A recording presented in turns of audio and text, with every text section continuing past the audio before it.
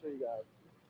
So we got some dinosaurs. They light up, and they also wait for it. They shoot bubbles. The kids are loving these because it lights up. We got some other things right here that also lights up. The kids are loving this. But more importantly, what kid doesn't love Minecraft? That also shoots bubbles. I'll tell you what, I have been bubble bombed more times than I can tell you this week. What are some of the other fun things? I'm seeing balloon replicas and all kinds of stuff. I mean, if you want to check it out, we have a lot of things. We have a lot of things that light up. We also have a lot of blankets because it's also very cold. Very cold this morning. Ear muffs, gloves, as well as some souvenirs that everybody's been loving, as well as just more things, light up bubbles, light up balloons, glasses, umbrellas if it rains. If you want to take a look, what everybody's been loving, you see everybody having these tote bags. These are only $5. That's a heck of a deal. Oh my God. And over here too as well, we have even more bubbles. Bubbles it is. Bubbles are flying. Balloons are flying. Thank you, Robert. Glenn and Art will send it back up to you. Thanks, Robert. Yeah, Robert's got it covered. You ought to ask Robert, how about them 49ers? They took it to the Rams, those football fans. So, yeah, Robert's got you covered no matter their gear or just want to buy a souvenir. We've always talked that you can find anything you'd like out here at Balloon Fiesta. Yeah. Whether it's on those tents. Continuing to launch balloons off the south end of the field as well as off the middle. Our Rainbow Riders balloons getting in. They still have direction southeast, right in the. When they get up about 300 or 400, actually directly east. Yeah. Before that, it's kind of like we were talking before. It's not a hard corner ball. I was just looking to see. Oh, there's Marcia. Yeah. She had to go high to get it.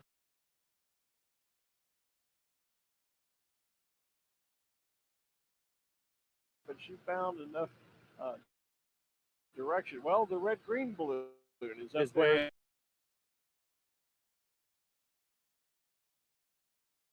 Well, I think they're going up there and find at real high altitude, just really below the cloud base up there. Or you can stay low and go off in toward town, which doesn't always offer the greatest landing options. Used to be, what was the area? Renaissance. So Renaissance is farther south. That's at the intersection of I-25 and Montgomery. For many years, it was just grassy lawns. There was nothing built there. It has built up, and actually a number of people still managed to spot the land in there over the weekend. Yeah. There is another spot that is a little bit closer than that called Vista del Norte. And the city, over the last few years, actually purchased that property and turned it into a park so that now it can be a balloon landing site. Oh, brilliant. So it's pretty easy to hit that spot launching from the field here. It's not that big. We can't put all of these balloons in that spot. Yeah. But it is an area that has been selected and preserved through an open space balloon fiesta landing task force. It's one of the sites that they were able to secure and make available for balloon pilots to land, not just during Fiesta, but all year long. All year round, yeah. Master Zaba is getting airborne. One of the new special shapes that's here this year, the little frog with his red overalls. And that is, once again, John Viner out of United Arab Emirates, I believe. I'm looking just a little bit higher than Master Zaba, and some of the Rainbow Rider balloons have basically just stopped moving into that parking area right there. Yeah, there seems to be an area there where there's just no wind, and they can park right there for a little bit. Off the south end of the field here, the U.S. Air Force balloon getting airborne. 75th anniversary of the Air Force. And they created this brand new balloon to fly it for the first time here at Balloon Fiesta. Also, a brand new balloon getting airborne on the south end is the Intel balloon, and that is our good friend Phil Glebe. Got a chance to see Phil downstairs just the other morning. Phil, for years and years and years, was the pilot of the Pontiac balloon, and then his wife had some health issues, and he took a few years off, and apparently now he's back flying with us. He'll be here piloting Intel all week long. It was great to see and catch up with Phil Glebe just the other day. Cynthia Seal about to launch from the south end, too, for those of you on the field here, as we are down along Corporate Row, and Cynthia Seal is getting airborne there, as is Cool Beans off to our left. For those of you in the Gondola Club, that's Cool Beans, with the yep. Rec Van banner on it. That has the green, red, blue, yellow spiral, and those little beans. I can still They're remember. not pickles. Yeah. Beat you to it. Yeah, I was going to say, the first year I saw the balloon, I thought maybe those were pickles, and they do look kind of like little dill pickles, but I was quickly informed, no, they are Cool Beans. So, and that is indeed Arabelle that we saw earlier. That is, yep. There's all the black and white with a little bit of yellow, the yellow being one of her horns, obviously. So Arabelle is waking up. Cynthia Seal going right over the top of us this morning. She's just passing over the rooftop studio. There's that Intel balloon I was telling you about, a new balloon for them, and piloted this year by Phil Glebe. Good to have Phil back with us. Yesterday was Meta Monday here at Balloon Fiesta. Their balloon is now airborne right in front of us, kind of a pink and purple and white. But those were pretty good glasses that they showed us yesterday. Ask, did you see the pictures of each of us that Orly, our PA, got? Yes. She was going to text those to us, with both of us wearing those Meta glasses yesterday as we were getting a trial run with those. And I have to tell you another story. I went down to their booth after we were all done yesterday morning. I just went in and checked in with them about some things. And they told me that they no sooner got off the air with us and got back to their booth, and one of the local TV stations came over. Hey, we just heard you guys on Balloon Fiesta Live. Can you come demonstrate those glasses for our audience? All right.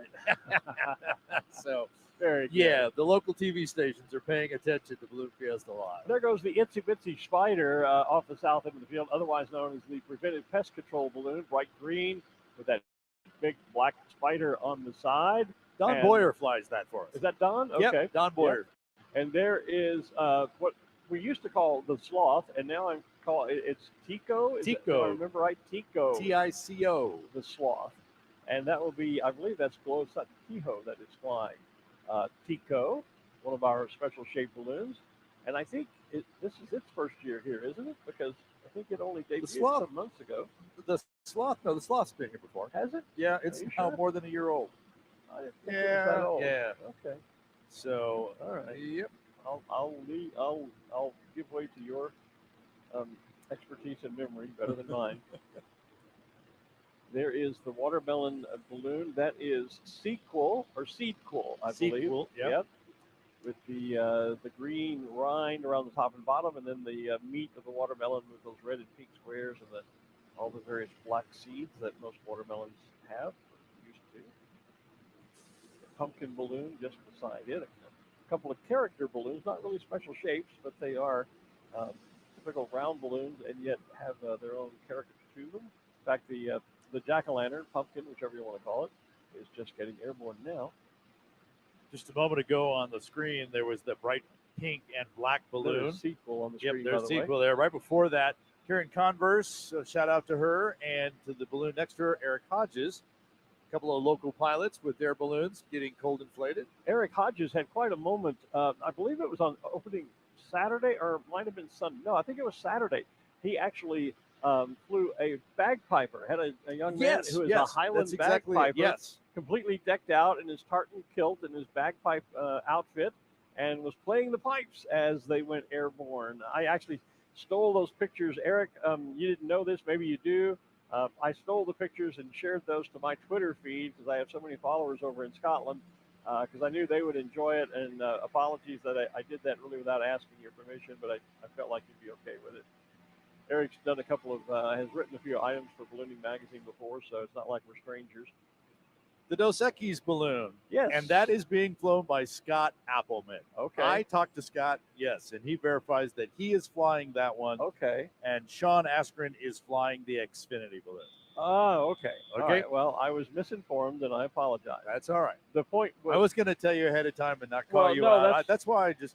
Yeah. That's fine. The point being was in my story about Sean was that he is contracted to fly a balloon here for Scotty and could not get away to go to Florida to check on the damage to his vacation home there. And it turned out it didn't matter because the island where the home was located has now been declared uninhabitable, and no one is allowed on there. So Sean has suffered great loss in the results of Hurricane Ian, as many have, but hitting home with some of our ballooning friends here. So my apologies that Scotty is flying Dos Equis. And speaking of the Infinity balloon, I believe that's it right there, isn't it? With the hearts on the side, just over towards the stage. In the air. There so it is. That is Sean Askren. That is going to be Sean. Okay. I'm glad we straightened that out. Yeah, and technically that is a new balloon, that Xfinity Rewards balloon. Yep. And it is a special shape because those hearts on the side are actually 3D. Yeah, I still am not a fan of the idea that because you have a 3D appendage, you're a special shape, but as opposed to the sloth where you've got fingers which and is toes. Which is a real caricature shape. But it is above my pay grade, so it's not for me to say one way or the other. Phillips 66 also getting into the air there. Their red, white, and black balloon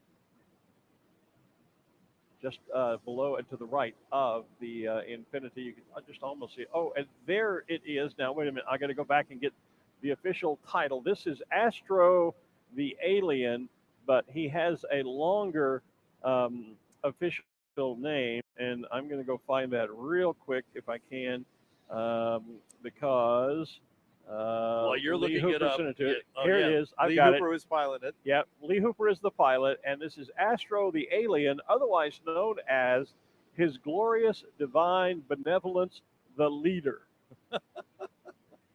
Boom. There you go. So for whatever that's worth. Yeah. Or Alien. Or Alien, but it's actually Astro the Alien. Yeah. Yeah.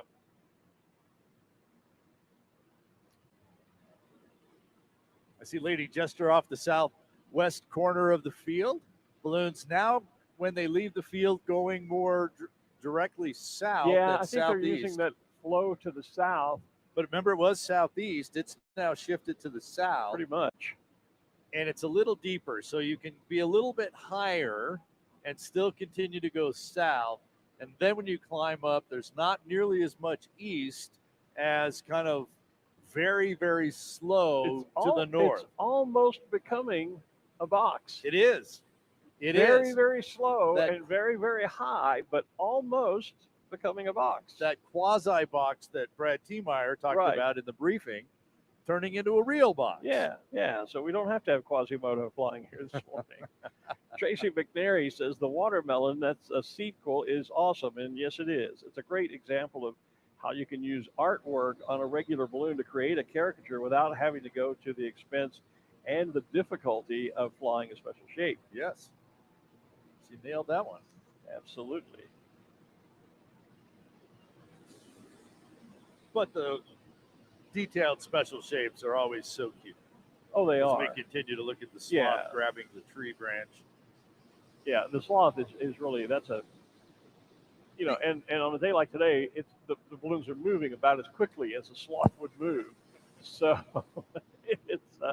it's perhaps appropriate to have Tico, the sloth, with us this morning. Here comes on the feed, Arabelle the cow. We're watching her come to life as the Creamland Moo Crew brings their special shaped balloon up. We'll watch to see if they fly this morning.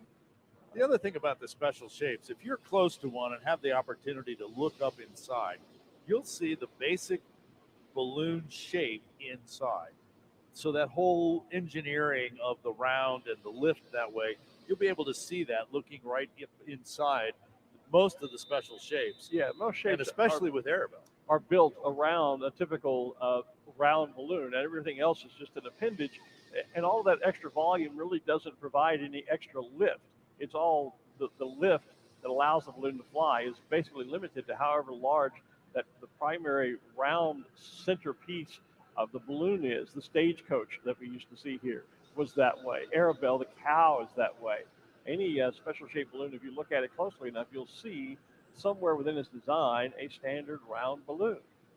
Netflix in your neighborhood. They're in our neighborhood this morning as they're getting airborne just off the south end of the field here. And there is Chicklet. That is Craig Kennedy, who's flying the balloon for Chick-fil-A. Yes. Right, red balloon inflating just over by the Sid Cutter Pavilion. And way out on the northeast corner, our screwdriver is standing up on the feet, right there by by the witch. So if you're out there on the northeast corner, there's the handle of the screwdriver. And as they launch, they will inflate the blade that hangs below the basket. And we did confirm, thanks to one of a member of our audience, that they do carry a small portable fan in the basket that blows air down into that blade to give it shape as they launch and give it structure. Absolutely. There goes the PNC Bank balloon. Yep. And actually, look who's coming in from the northeast corner. There's the Coca-Cola balloon. Yeah, Marsha Neal. Marsha Lambertson. Lambertson, yep. She has pulled the flag inside, so you have to look for the red balloon now of Coca-Cola here at Coca-Cola Day. It is indeed. You see the McConnell family getting, it's probably Tom McConnell. That would be the Tom McConnell. Is he junior, the second? I'm not sure. I think we might be down to the third. Maybe, because Dr. Tom McConnell was the original pilot there, who's a member of the board of directors and been a great friend for a number of years. Contributor to Ballooning Magazine many times through the years as well on safety issues. They are flying a banner for TLC Plumbing and Utility on their bright yellow Zia. And is tomorrow morning when we go back and try again for the Mini-Me record, the RC balloons? Yes. And so, but the other day we did see, as we've talked about, and I jokingly call them Mini-Me's, we saw Dr. Tom and the family inflate the big Zia balloon, and then it's his granddaughter who is flying a Mini-Me, a baby model Zia, and they stood both of them up side by side for us here on the launch field. So we'll talk more about the model balloons or the RC balloons tomorrow. There was a picture I saw on Facebook last night or this morning of Cork the puppy, which is a special shape balloon here. Right. And it's Mini-Me. Mini-Me. Yeah, the two of them inflated next to each other. Oh, cool. There goes Tammy Schrum in her balloon Tamo. That is the pink camouflage balloon. You can see it just in the right center of the frame if you're looking at our online feed. If you're on the field, down in the center of the field, the pink camouflage pattern balloon, Tamo.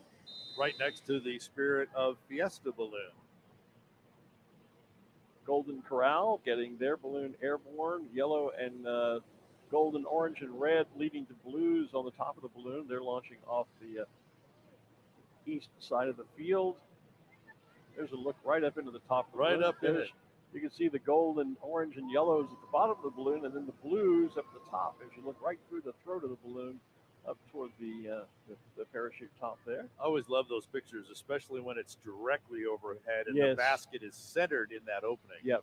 Those are still some of my favorite pictures. I won a photo contest with a balloon picture taken like that way back in the early 1981, 82 in the Plano area. There's an interesting shot with Chick-fil-A on the right, Bezel Booth in the center, and the sloth to the left. Yeah. And a little tiny piece of mouth of a smiley face kind of down in between. Beelzebub looks like he's trying to decide whether to take a big bite out of that Chick-fil-A balloon. Is my chicken sandwich ready? Yeah. Where's those nuggets? I asked for those a few minutes ago. Interesting shots. And, that's a good time to point out. You talked about winning a photo contest. Balloon Fiesta has the Cindy Petrin Memorial Photo Contest again this year. That's true. And you could win big bucks by submitting your photos at balloonfiesta.com. We have got a lot of categories, including a new one this year, which we call digital art.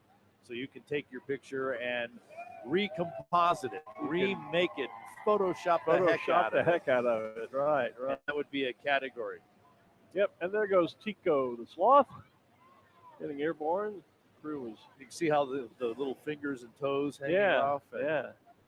Now that's a special shape.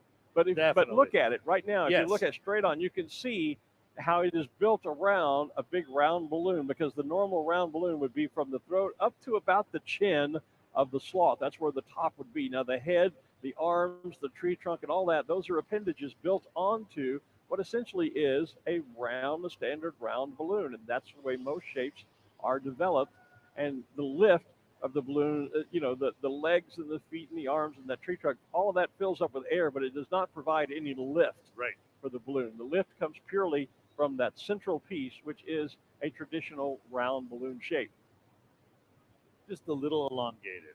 Yeah. Well, it Perfect. has the head built, but if it were just a round balloon, the crown of the balloon would be just about where the chin of the sloth is at. Exactly. And if you looked up there, you talked about there's air obviously in the legs and the tree. You'd see little openings that let the air go in. Right, little holes in the side of the balloon that allow the air to flow out and fill those appendages, but they don't provide any additional lift. Which also means you now have additional deflation ports on all of those extra Well, limbs. I'm looking now at the bottom leg of the sloth, and it looks like right up where it joins the body, that looks like a seam to me that probably is Velcro sealed and would be a deflation port to get the air out of that lower area, that lower leg. Yeah. See, there's the same on the top leg. See, on the arm. Yep. There's two very visible seams right there that I would bet are deflation ports. So when a regular shaped balloon pulls the top and lets the hot air out, it's easy to squeeze out.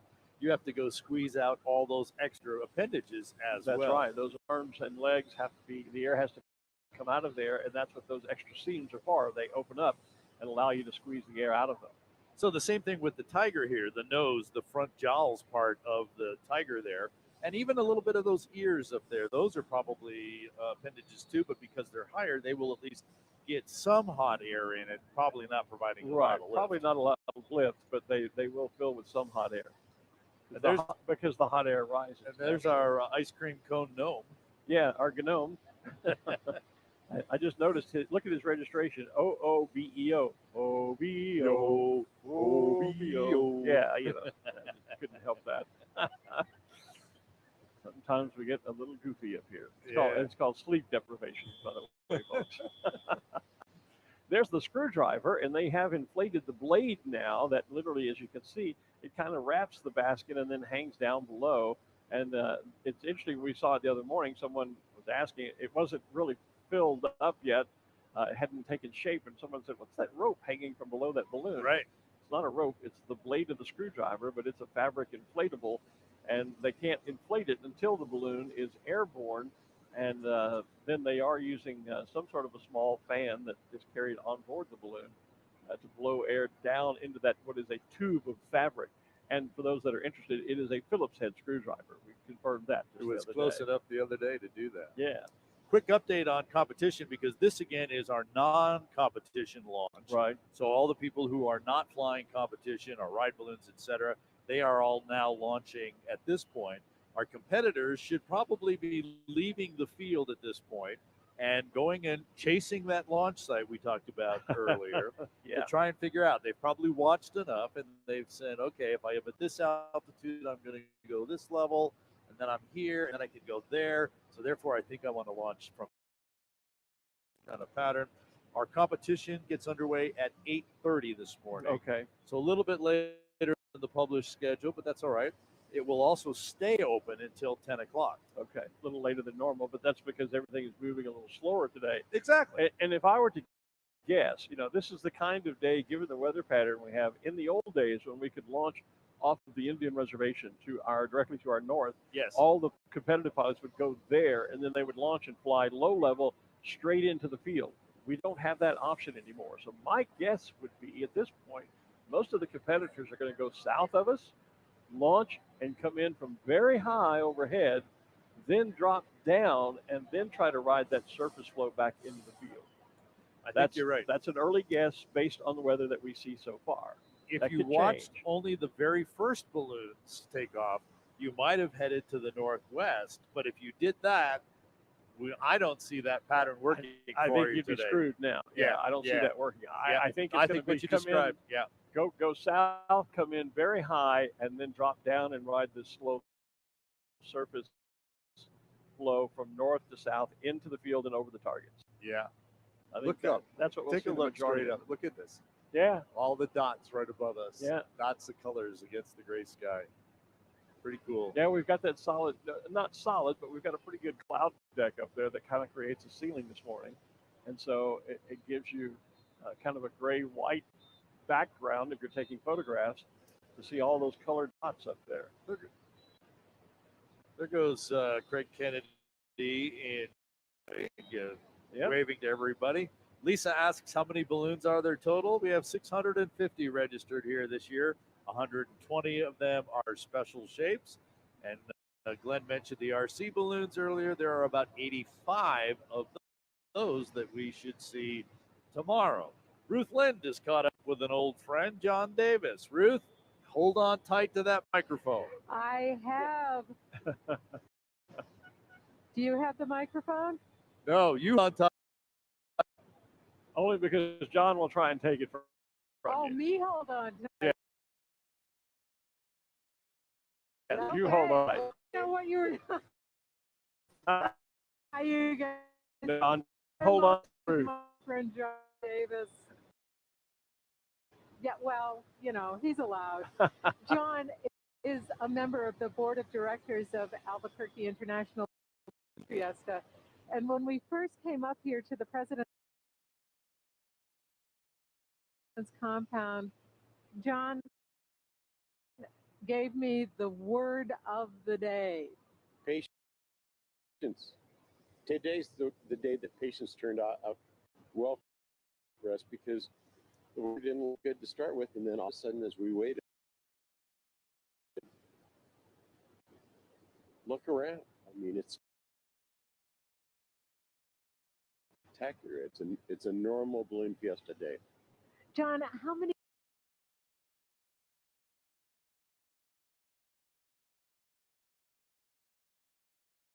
years at Balloon Fiesta is it for you this year?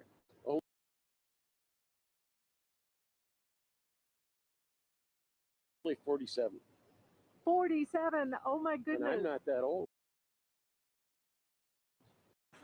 You're not that. You're never old, John. You'll never be old to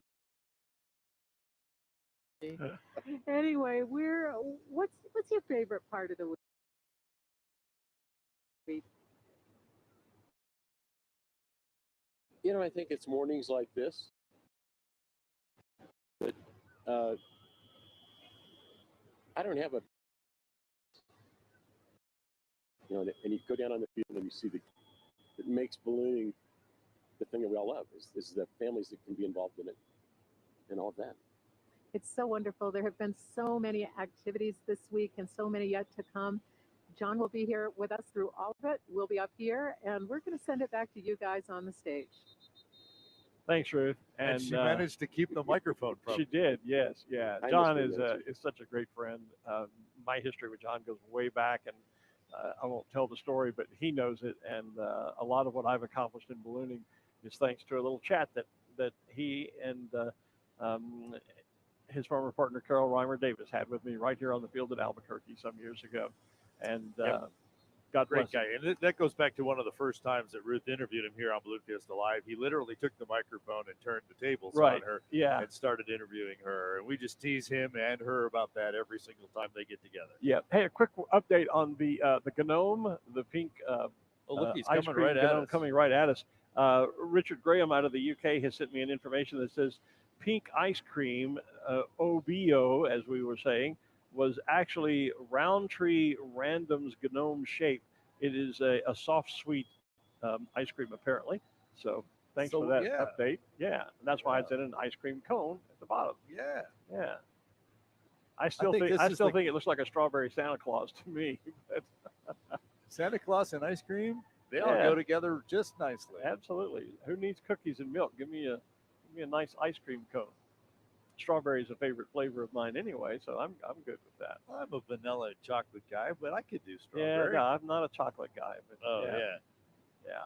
Strawberry. If you're gonna do ice cream, if you're gonna do ice cream, really cherry vanilla would be the flavor.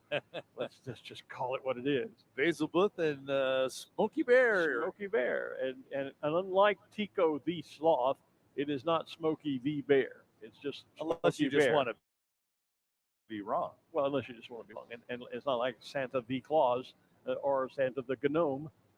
Len the Moyer. Yeah, right. Um, so just so you know that it is a Smoky Bear.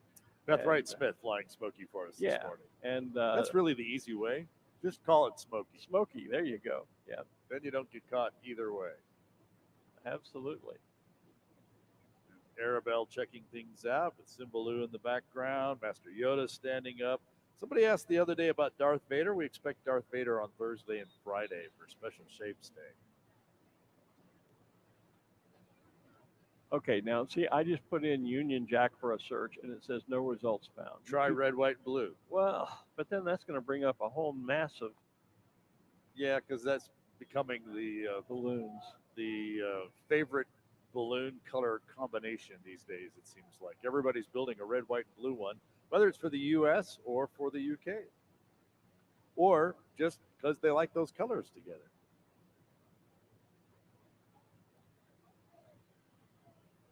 Well, It's I put flying in- through the top of the screen. So do I have to do Oxford commas and all that, like red comma, white no, comma? No. Well, I put in red, white, blue, and nothing happened. So I'm just having issues with your spotting app. Red, white, blue, and search. Aha! There you go. But now I got to scroll through this whole. It's not that long. It's long enough. The blue's going to be gone by the time I find it. There it is. I was trying to get around to Grand Britannia, Peter George's balloon out of Oxfordshire, and it is the red and blue vertical striped balloon with the white brakes in it, and it does have the Union Jack. And it's still on the screen. And it's just going to out the upper left just of to the the screen. left of the screen there. So, hooray! I got to the spotting app. There That's you probably go. the one and only time I'll use it this week, and it'll work. Let's see. We talked about red, white, and blue. Right off the top of that corner balloon, there's another red, white, and blue balloon with the Farmers Yes. Insurance banner on it. Right. That's going to be Rod Baca with cruise control. All right. So now, how do I get out of that? See, I have this, and if I punch it just anywhere. You should be able to tap right back in the search and type another search. But in. what if I just want to go back to all the other red, white, and blue balloons? Oh, that I then you just go had? back to the button down here that says list. Ah. Okay. Smoky Bear coming right over the top. There is the Seasons balloon. If you're on the field and over toward Main Street, it is purple and has the pumpkin of the jack-o'-lantern, has the snowman representing fall and winter, of course. And on the other side, you'll see Sunny Boy and the daisy representing summer and springtime. There was at one time a whole fleet of each of those was a special shape. I think most of those have, I believe, I could be wrong, that most of those have now been retired. But the original Seasons balloon is still flying with us. For those competitors that are out there, again, the competition starts at 8:30, and the box wins are actually continuing to shift. What was to the southeast on the ground and a few moments ago to the south Wow. Yeah. is starting to go to the southwest. Yeah, it sure is. Yeah, and there is some east up high now that wasn't there before. So things are rotating. What all the directions up there continue to rotate just a little bit. Just a heads up for the competitors that are paying attention to Balloon Fiesta Live this morning. As we were discussing earlier, there are some folks out there that are chasing the launch site. Probably. Yeah, probably. Yeah. Ruth Lind is chasing down more interviews for us. So, Ruth, I think you're still up in President's Compound. We've got somebody with one of the RVers, I think, that are here. I am. Yes, I am still up here at the compound, and I've caught up with Karen and Hugh Casper, who are here in their RV. Now, I asked them where they were from, and they said, Upstate New York. that's not what they said. They said, we live in our RV. So tell me about what that process was like, turning into full-time RVers. Well, we just started at kind of full-time in a park and then decided this is for us. And that was 2.5 years ago. Sold the house and we're just traveling the country. So, oh my gosh, how did you end up here at Balloon Fiesta? Well, it was on a bucket list for years. So last year was our first time. And we're just going to keep coming every year. Now tell me about your favorite things. Once you've been here before, so you've scoped the place out. What are some of the things you look forward to coming back? The different balloons coming in. seeing our friends. We have friends that live here, and just hanging out with the whole experience. The whole experience. Any favorite spots on the field or in town that you make a point to hit every year? The favorite spot on the field is right here, watching everything from above. There's nothing like it. I mean, Watch the balloons. That's now your favorite spot is right here. That's a perfect way to close it. So we're going to send it back to you on the stage and let Karen and Hugh get back to their balloon watching. Glenn, Art, I hope you're having as much fun as I am. We are, Ruth. If not more. If not more, but that I know from the president's compound, that's a great view from over there as well. Second only to our view here from the rooftop studio. Yep. The President's Compound, one of 4 or 5 RV lots that we have available here at Balloon Fiesta. That's right. And by the way, you can reserve your spot for the 2023 Balloon Fiesta starting in January. So check out the website. I've forgotten the exact date. I want to say it's like the 11th, but early January. And I guarantee you the slots in President's Compound where they are right now, they go fast. Will sell out within hours. And that compound, by the way, is where you see all the RVs just behind the Sid Cutter Pavilion. If you look to the east, at the top of that berm there, that raised area of land, that's where they are. That is the President's Compound.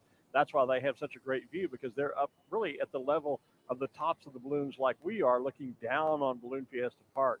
And it's a great view from over there. So if you're an RVer, get your reservation in early. There you can see, that's the camera from up there that we just used. So you can see that they have a great view from the side of the field. That looks a lot like my niece Courtney's dog. Truly, a little bit. But there is Cork the puppy, the flying puppy dog. The flying puppy, yes. That's the one I talked about, that there is a mini-me of. Right, that we saw on Facebook. We saw earlier, and I can see it from our viewpoint here, we saw the new replica Coyote Roadrunner balloon. They've turned it because now I'm seeing the Roadrunner, but a moment ago on the camera, we saw a great shot of the Coyote. Well, that would be from the north camera. From the north camera. It's kind of like the red and green balloon. Yeah. Depending on which side you see the balloon you're on, from. you see one or the other character. Yep. Exactly. See, look, there's the there's the shot we had Coyote. earlier, and there's the Coyote kind of hidden by the light pole there at the moment, but he's there. And there's the Roadrunner side. Yep. There also goes if you. We're not going to split screen. Okay. If you widen out that shot a little bit above the Roadrunner, you'll see Betty's Baby Grand, I think is what we finally figured out was the name of it. And that's the balloon with the piano keyboard and the musical staff that goes around it. Keep going. It's almost there. See out a little bit further. There's the keyboard right at the bottom. There's a great shot of it. Better shot, Yeah, and if you were to pull that piece of music off the balloon, lay it out flat, you would find yourself singing the tune "Yesterday" by Paul McCartney and the Beatles. That's the actual music that's on the side of Betty's. It's Betty's Baby Grand, and that is Mike and Betty Bowen's balloon, one of my favorites, as I'm grew up with, and I'm a Beatles fan. There's a couple of the on our screens, on the live feed, a couple of the long fleet of balloons brought to us by Andrew Hawley. We're looking at the face of Cymbaloo the lion, and we're looking at the backside of Adelaide the koala bear, where you see the words Longleat Sky Safari. That has become now the largest ballooning event over in the UK, and I was honored to be there just a couple of weeks ago, as a matter of fact. There's Steggy. Yeah, that's one of the 20 new shapes that are here for the first time this year. Yeah, out of a total of 120. Yeah. Catching up on some things on our feed here. The Sunny Boy and Mr. Winter, 2 of the 4 seasons, are still flying. Still flying, okay. Are still flying. Right. And someone asked about the gas balloon championship. It's actually America's Challenge gas balloon event. Their next briefing is at 2 o'clock this afternoon to be able to see if they might be able to get out yet tonight. They have basically today and tomorrow a window to be able to get that event underway. But the next update on America's Challenge will come at 2 o'clock this afternoon. There was a lot of rain around the area last night, so any launch last night, and there was talk of them going off really, really, really early, like 2 o'clock in the morning. But they canceled that up. Yeah. You know what? That the wind patterns, the box we talked about a few minutes ago, it has just shifted some more. Yeah, because now there's a more direct west. It was southwest. It's still the lower layer goes, but you don't have to get maybe a couple of 100 feet up, and it looks like it's pushing almost straight west. West. Yeah. Yeah. Things continue up high. It's So still very my slow. prediction of where the competition pattern coming in, the competitor pattern, is probably now right out the window. Yeah. I don't think that's going to hold. Causing more chasing launch sites. Yeah, yeah. The balloon just crossing over the top of our location. If you're on the field, look toward the Exxon Mobil tent or toward the museum, you'll see the beautiful replica of the Montgolfier balloon. This is a replica of the very first hot air balloon that flew on November the 21st, 1783. Built by Joseph and Etienne Montgolfier, Etienne being the French word for Stephen, by the way. And beautiful blue. It was made out of blue and gold silks, blue, gold, and red. And the artwork on the side. Larry Nicolay is flying that, representing the Whitaker family. Yeah, I was going to say that is representing Whitaker, Matt Whitaker, yeah. who was, of course, one of the original 13. And we were lucky enough the other day to have his lovely wife, Bobby, and their two daughters, Donna and Denise, here on the tower with us. Matt and Bobby, great friends of mine for many, many years. I've known Donna for a number of years, too. Denise and I are not really, I've not been friends with Denise, to put it, I guess, I don't know how else to say it. I really don't know Denise that well, but Donna and I have been friends for a number of years. But certainly Matt and Bobby have been great friends and used to love seeing them every year here at Fiesta. So it was really a thrill to have a chance to chat with them. And I walked into the museum Friday afternoon, first day here, official day here, I guess. I got here on Wednesday. And their whole entourage were at the museum taking a photograph. And Donna saw me and says, "Oh, come on, you got to get in the picture." And suddenly I was standing there with not just Bobby Whitaker, but Jewel Cutter as well, along with this entire entourage from the Whitaker family, all here for the 50th anniversary. So good to see that balloon in the sky this morning. You betcha. And our Tiger is getting off the ground as well from the center of the field. All of my Louisiana fans, LSU fans, Tigers, and I guess Clemson fans too, might enjoy that balloon. The Spirit of 76 balloon. Jason Gabriel from Colorado Springs was just on the screen, and then there's the Tiger. See our good friend Scott Vesley off the south end of the field, about to fly right over the Gondola Club. In the Lighthouse balloon? Lighthouse Business Systems. Okay. Here at abqcloud.com. Orange around the middle, purple at the top and the bottom, and the orange pennants. Good to see Scott up there. How do I get out of that? What are you in? Tap there. Yeah. What are you trying to do? Well, I don't know, but I just wanted to get off. If you don't know what you want to do, I can't help you do it. I just want to get off that page. I want to get to where there's a bigger number of group of balloons or whatever. So you have the lists down here, so that'll give you the list of what your last search.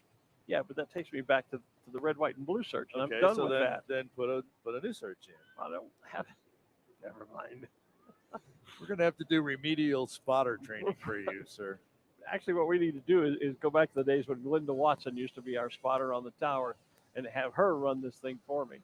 Glenda's here. I saw her the other morning. Is she here? Yeah, she's here. Oh, no kidding. Oh, my gosh. Hi, Glenda. I ran into her the other night. Oh, I've not seen her the other yet. morning here. Look who's back on the field. Coca-Cola. Oh, okay. Yeah. I was looking out on the field, not looking at the monitor. Yep. Cool. She has made it back. So Marsha has made it back. Played the deal. She's like, 4 launch sites to the west from where she took off. Okay. Yep, just about. Yeah. All right. So I'm going to go. And if that were the target, then she would be coming right in over the target. That's where it will be. Competition's supposed to start at 8:30. We've got a number of balloons to get out of. They either have to get launched or they have to get moved, one or the other. Or the Moo Crew balloon. I thought that's where you were going. No, I wasn't going there. So they inflated Arabelle, and now they are have deflated her and are putting up the small rounder balloon. And we saw the top there. There's Pico, another one of our special shapes. From Saint Jean-sur-Richelieu.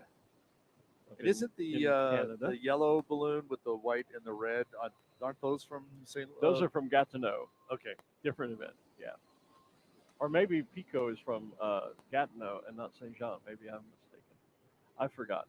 But 3 from all the way there. Hey, here's a great shot of the tiger right over the top of us. Yeah, and I'm scrolling through shapes trying to find the tiger, and so far I haven't found him. I'm sure he's in there. I know you would miss. There he is. Okay. That is the tiger, and the name is just Tiger, Craig Farrell, out of Palmerston, Australia, actually. Australia, Aruba. Yeah, some of these abbreviations, ACT, Aruba. The country codes got, yeah. Okay. Predictive But spelling got in the way? Yeah, it did. All right. I'll give you that one. Anyway. Too much attempt to automate things. Too much information. Yeah. There is 1,000 pilots and balloons with 10,000 documents coming through. You know, you got to automate some things. Excuses. Yeah. There is Puddles, the one of our family of penguins. And if I'm sorry, that is Splash. But right there is Puddles and Tall Steve. They're all in the air together. Yeah, Puddles, Splash, and Tall Steve are all in the air together. This is the Fly Penguin family, brought to us by Andrew Holly from over the UK. And let's see if I can get this right now. Puddles was first, and he's the boy. Then there was Splash. She's the girl. And then Tall Steve is their baby chick. Some baby. Yeah. It's like, it's like my little brother Alan, if I could tell a quick story on him. We take family pictures, and basically all of our family are kind of short and stocky, to be polite about it, I suppose. And he stands heads and shoulders above all of us. And ever since he was a kid, we always used to tease him that we got the wrong baby at the hospital. I mean, because we all have dark features, and he's got blonde hair, and it's like, where did you come from, kid? Yeah, but Tall Steve's kind of that way. Steve's kind of head and shoulders taller than Splash. And my brother just celebrated his 61st birthday on September 28th. So happy birthday, Alan. There is Yoda. Flying off the south end of the field for those of you over by the Gondola Club. Just went over you, Jay Bird Mason. The teal balloon with the orange verticals and the white diamonds flying for Realty One of New Mexico. He was one of the pilots that helped us in our tribute flight representing Bill Cutter, Sid's brother. Okay. Who had flown the Betsy Ross balloon at the very first event back in April 1972. Betsy Ross was the balloon that Sid first brought to Albuquerque when he got the very first balloon with the idea we were going to use this as a decoration. That was actually the balloon that was inflated in the hangar, wasn't it? Yes, that's the one in the hangar. Right. Yeah. It was one of those, Sid tells the story. I talked to him a few years before he passed, and he told us the story that they were going to have this party for their aviation customers in their hangar. Right. They were going to do a World War I theme, and they got the idea of doing a balloon. They actually called up somebody and said, can we rent your balloon? And they said, well, yeah, but it's going to be this much. And Sid thought that was too much money. So he talked to Raven Industries, and they happened to have this one that they could build for him, or they actually had it built. It was the red, white, blue, gold bunting around. They called it Betsy Ross. Sid flew his plane to South Dakota, picked up the envelope, and brought it back just in time to set it up in the party there. So okay. By the way, just so we clear up the confusion, Pico is in fact from Saint Jean sur Richelieu in Quebec, Canada. I thought so. Yep. Because I actually I had the privilege of going up and flying in Saint Jean some years ago. You know, our hot air balloon guys, some of them also fly gas balloons. One of our gas balloon pilots, Andy Caton, has his special shape here. We're seeing it right in the center of the screen. Yeah. That's Eddie and Rickenbacker with Snoopy up on top of the balloon and kind of the plane theme there as the witch goes up over the top of it. It's one of our new witches. You can see it right there on the screen. Yeah, but that's not Eddie and Rickenbacker. That is because that's no, you're right. That's not. That's the new toy car. Shapes. Yeah, that's the car with it looks like Pepe Le Pew in the top.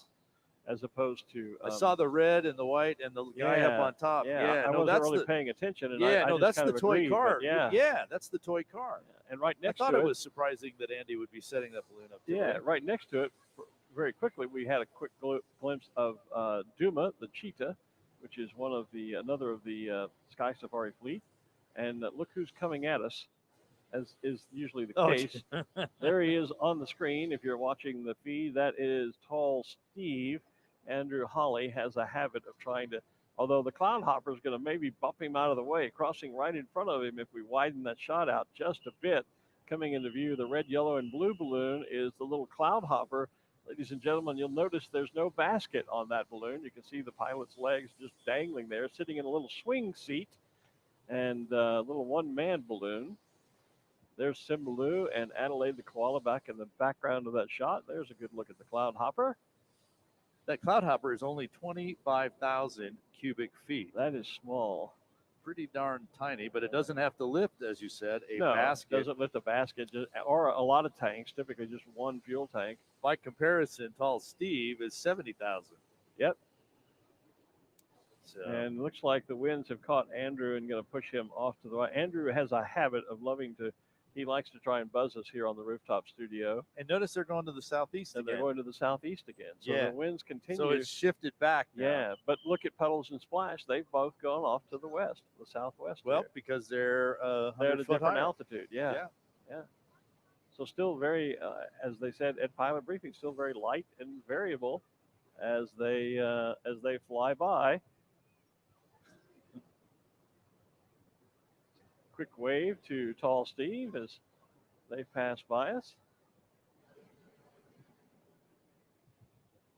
So I haven't seen them yet, but isn't it about time for the scoring team to be out there flagging off That's what I was just looking to see area? If they were starting that yet. Because normally they ask us to help move the crowd. Well, is that an X being laid out there? Look straight down the center of the field. See in front of the yellow balloon? Yeah. I think that's one of the target X's. So our scoring team appears to be laying out the targets. Our field team, if they're putting the flagging out, they're not quite down where we can see them yet. I see there's a target directly down the center in front of us. There's one one I to see the that left. one. Yeah. Just look to look toward the red and white cone. I see a couple of pylon, and there's another X on the ground right there. And there's one, I think, in between by that white van. I think maybe there's a third one out there. That might be a tarp. It's hard to say. You know, actually, here's a third. Yeah, another one coming out farther to the right. I realize my binoculars are down in my car, which is not a good place for them to be at this point. So I'm also wondering, notice all the balloons that are still standing on the field are all the way over on the east side. Right. And so they would be east of the target zone area. Yeah, that's normally what happens. What we do with special shapes. Yeah, if they're not going to fly, then eventually they will walk the balloons over to along the eastern edge of the field, close to Main Street, and they also eventually ask the crowd to move into that area as well, so they can flag off a scoring zone, and then inside that is where they place the targets for our incoming competitive pilots, and you know what else I see out there? The boat. The boat is out there. Yeah, it's a lot further away. Normally, it's much closer to us at the south end of the field here. But yeah, you're right. I see the SS Cutter, and I was about to say, if you look at the top of the blue balloon with that big white star in it, is that flagging that I see right there in front of it? They're probably starting about the spot they start, and they just haven't got around when we see it. Yeah, so it looks to me like the scoring zone is going to be much further downfield from us than it usually would be.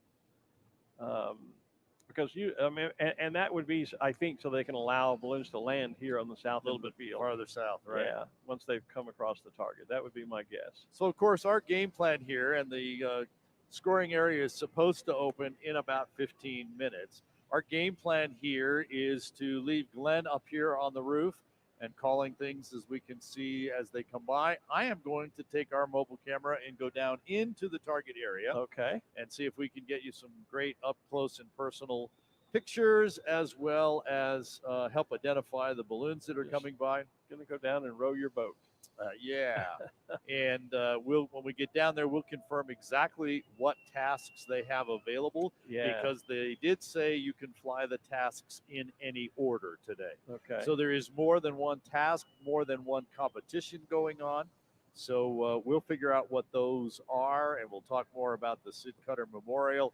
And it's not necessarily complicated, but different set of scoring areas that become available to you.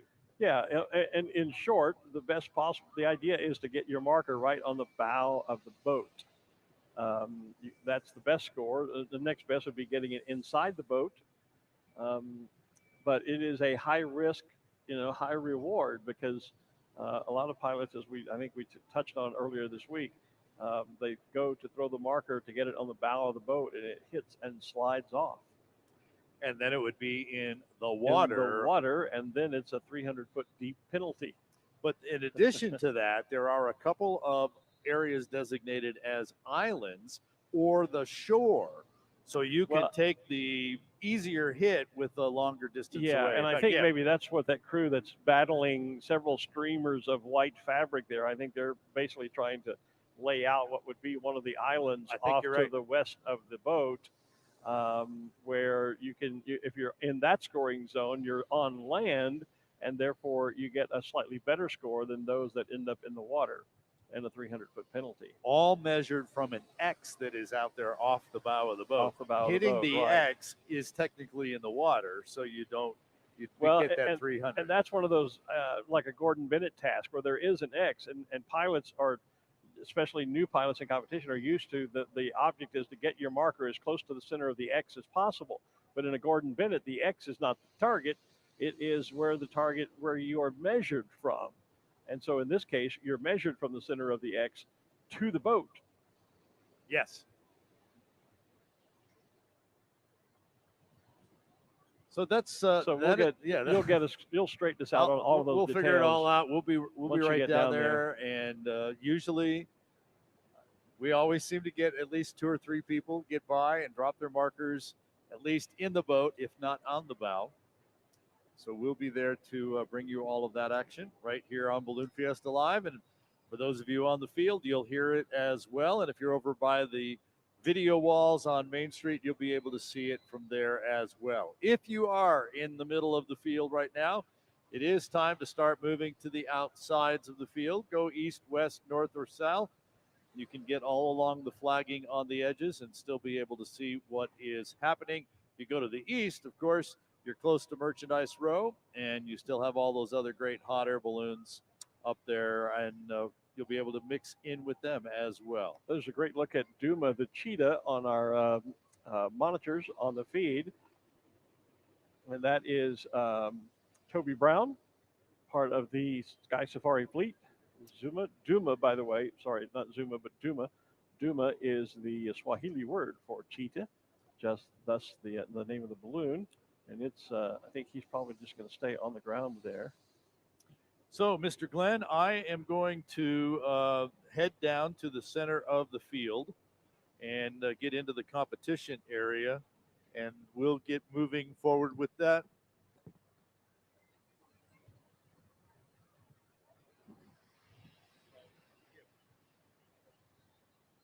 Yes. Okay. So, we're doing a little shuffling up here and a little production stuff up here as well. I'm about to head down to the field. So we're going to take like about a 5-minute break right here. So let's take 5 minutes and we can work that out. I'm going to head down to the field and we will be back. Are you ready already? Yeah, if I can interrupt. I've got a couple of special guests here on the tower, so why don't I do a quick interview with them? I was going to give you 5 minutes before you started that. Well, unless you're ready to do it. Let's do that, and then I'll take 5 minutes, which will get you downstairs, and then we'll be back and be ready to go more or less. Okay, then they need to get there now. Okay, because I'm leaving. Okay. Well, goodbye. I'll see you from the field. Don't let the door hit you in the as you leave. Yeah, I'll do this while you're getting set down there, and then if we're not ready to go, I'll take a quick break, and then we'll switch down to you down on the field. So down in the trailer, we've got a couple of guests here on the tower. If you can give us the interview set camera here, ladies and gentlemen, joining us here on the tower this morning is Greg, and hopefully I get this right, Principato, and you are the president and CEO of the National Aeronautic Association.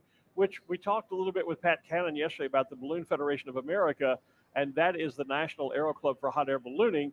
The NAA is the parent organization of that. You are the parent club for all of the national aero clubs, for skydivers, for model airplaners, for hot air balloonists, et cetera, et cetera, et cetera. And also, this is, am I correct? This is your wife, Amy? Yeah. Okay, and Amy is president and CEO of the National Aviation Hall of Fame. That's correct. Okay, so we've got a lot to talk about between the two of you. Now, hold that mic up really close when you're talking because we won't hear you otherwise.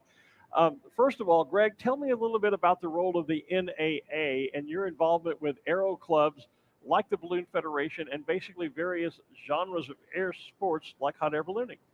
Well, I thank you for having us on. As you said, we're the in the U.S. we oversee air sports as the U.S. representative of the International Aeronautic Federation. Okay. I won't do the French version, FAI. Federation Aeronautique Internationale. Very good. Which is short for FAI. FAI, that's right. And so we oversee air sports in the U.S. and we delegate that to, as you said, organizations like the Balloon Federation, the International Aerobatic Club, the Academy of Model Aeronautics, and so forth. And records and competitions and those kinds of things we oversee through those organizations, and it's a real privilege to be able to do that. So the NAA is actually the arm that represents balloonists from the United States on the international scale. You're like our liaison to the FAI, as we were saying, and yet you're also involved with. How many other types of aero sports are there that you guys are involved with? We have 7 or 8 other organizations like the Balloon Federation, Model Aeronautics, Aerobatic Flying, hang gliding and paragliding, soaring. Amy's keeping count for me. And paramotoring, they're one of our new ones. Indoor skydiving, which they call body flight. Well, that's an interesting thing because one of the things we're going to be featuring here, hopefully tomorrow, we're attempting to do a world record of model ballooning. Now, does that fall into aero modeling, or will this possibly become a new aero sport that might be falling under the NAA's administration? Well, I see at some Pat point? standing over there. I want to get Pat together with the Academy of Model Aeronautics, and maybe we can do something about that. Okay. Yeah, Absolutely. we actually have, I think we have 84, 85 model balloons and are hoping to get them all inflated and set a world record, a Guinness World Record here tomorrow. Oh, that's awesome. Yeah. So, Amy, tell me a little bit about the National Aviation Hall of Fame. Now, we have, the Balloon Federation has its own National Ballooning Hall of Fame in which we induct, obviously, outstanding balloonists into, and that's hosted at the National Balloon Museum in Indianola, Iowa. The Albuquerque Balloon Museum, the official name, the Anderson Abruzzo Albuquerque International Balloon Museum, hosts the FAI's International Hall of Fame. The National Aviation Hall of Fame. Where does that fall into that? And tell us a little bit about it. Sure. Well, I'm really excited to be going to see the National Aviation, the International Ballooning Hall of Fame. FAI Hall of Fame, yes. Here in just a little while. I'm really excited to see that. The National Aviation Hall of Fame was chartered by an act of the United States Congress in 1962. And our mission is to recognize and honor any people who have made an impact on aviation with their lives' work.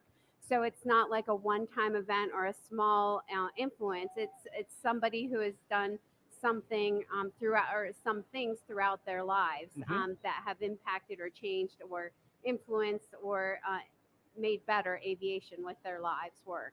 And I would think the National Aviation Hall of Fame covers all genres of aviation, unlike the BFA's Hall of Fame is limited to ballooning. The FAI's Hall of Fame is also balloonist, but this was one that would be open to people who flew aviation in any type and form. Yeah, I mean, the really cool thing is that it's aviation, not just for pilots. It's aviation. It could be an aviation artist. It could be a designer. It could be a dreamer. It could be anybody who's done anything. So we're not talking flight deck or, we're not just talking pilots. I think it's unfortunate that when people think aviation, too much focus is put on pilots whenever there's so much more to the breadth of aviation than just the flight deck. Well, as you say, sometimes it's the development of a a new technology that can be applied to an aviation, an aircraft of some sort that then provides a new type of aviation or sends us off in a new direction. Absolutely. So it's not just, as you say, it's like we say in the Balloon Federation, you don't have to be a balloon pilot to join the Federation. You just have to love balloons. And so the Aviation Hall of Fame, I'm gathering it could be anyone who's made a significant contribution to aviation in any form. You say it better than I do. Well, thank you. You're absolutely right. Do you need an assistant? I know, I do. But I mean, it's kind of cool because it's a marriage between Greg and I in so many ways, because the Hall of Fame, we recognize people, and of course the NAA recognizes achievement. So it actually blends very nicely. That's true. Greg, tell me a little bit. The NAA does offer a number of significant, prestigious aviation awards. Right. Give me a little lowdown on a couple of the more significant ones, because I know Troy Bradley, who is a well-known world record-setting pilot here in Albuquerque, has been honored with the Harmon Trophy, for example. Right. That's one of the many awards the NAA gives. Tell me a little something about the awards program. Well, you mentioned the Harmon Trophy. A number of the awards, like the Harmon, the Collier, the Wright Brothers Trophy, are in the National Air and Space Museum. So they really, national, international awards. The Harmon is one that's been given over, I think, since the 30s. And as you mentioned before, Troy has won that in recent years or received it. Mhm. The Collier Trophy has been given since 1911 for the greatest achievement in aeronautics or astronautics in the preceding year. This past year, we gave it to the folks from the Jet Propulsion Laboratory that flew that helicopter on Mars. Oh, yes. So we need to get a balloon flying on Mars. There you go. And then there we'll give go. it. We'll give. Troy was nominated for the Collier, by the way, the year he also got the Harmon. The Wright Brothers Trophy is for individual lifetime achievement. This year, we're presenting that to Eileen Collins, who was, among many, many other things, the first female shuttle pilot and commander, and also an trainee in the National Aviation Hall of Fame. There was a time, and I think they still do it. Maybe the name has been changed, but I'm remembering when the NAA used to recognize, was it called the Elder Statesman Award? And I know there were some balloonists who have received that Yes. honor, but I think it's been renamed or what would they call it today? Rebranded. Rebrand. So we've done that twice. So it used to be called Elder Statesman, Right. and you had to be a certain age, which I've long since passed. And now we call it Distinguished, and there are many women who've received it. Okay. And so one year we gave the award to someone named Mary Miller, and a legendary Hall of Fame aerobatic pilot named Patty Wagstaff is also a good friend of ours. Patty called me up and said, "Tell me, how is Mary Miller a statesman of aviation?" So I said, "Gotcha." So now it's statesman or stateswoman of aviation, Okay. depending. And so we just announced our new class just a couple of weeks ago, and looking forward to presenting those awards. So yeah, it's really wonderful to be able to recognize that kind of achievement. That's great. Amy, where is the National Aviation Hall of Fame? Is it a physical place that I can go and visit and see exhibits and learn about some of the aviators, the designers, and those types of people that have been honored? Yeah, sure.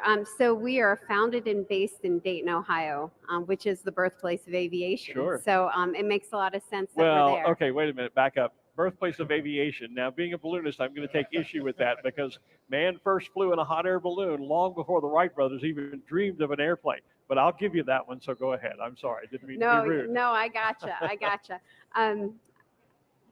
I'm sure the Wright brothers would say that they could not do what they did if it weren't for the people that came before us. Good answer. So they stood on the shoulders of giants, and just like Neil Armstrong stood on their shoulders. And absolutely, we can't do those lifts alone. But we are based in Dayton, Ohio, and I'm not sure how much time we have, so I want to make sure that I take the opportunity to say how amazing it is for the Hall of Fame to be here. And that I love this world of ballooning. Every person I've met has been so kind and so gracious. It's a rich, diverse, talented audience that you have here. Many, many bright, exciting people. And I can't wait for ballooning and balloon aficionados and for people like Troy to be nominated. I hope to see more of a presence by the balloon folks at the National Aviation Hall of Fame, and I'd like to work with Pat and other people to ensure that this happens, because this is aviation. We are seeing the best right here, right now.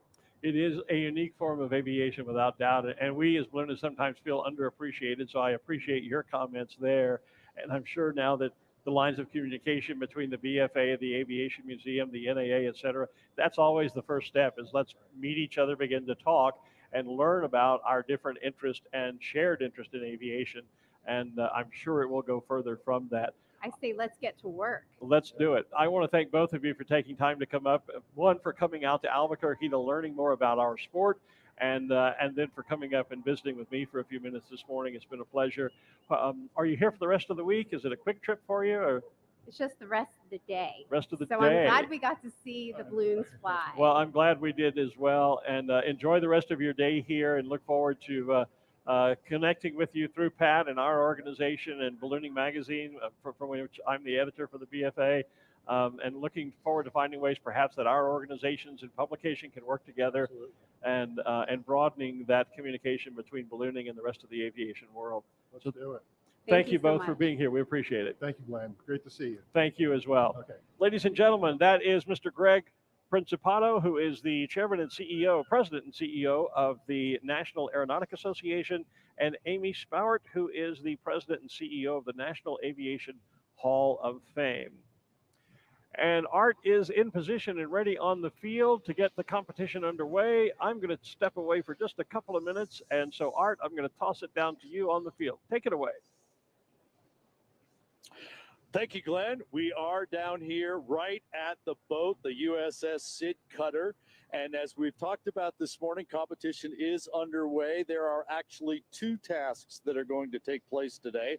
One, to be able to fly in, drop your marker right on the bow of the boat. That is the best score. We're actually going to measure from this X. You see the fabric on the ground.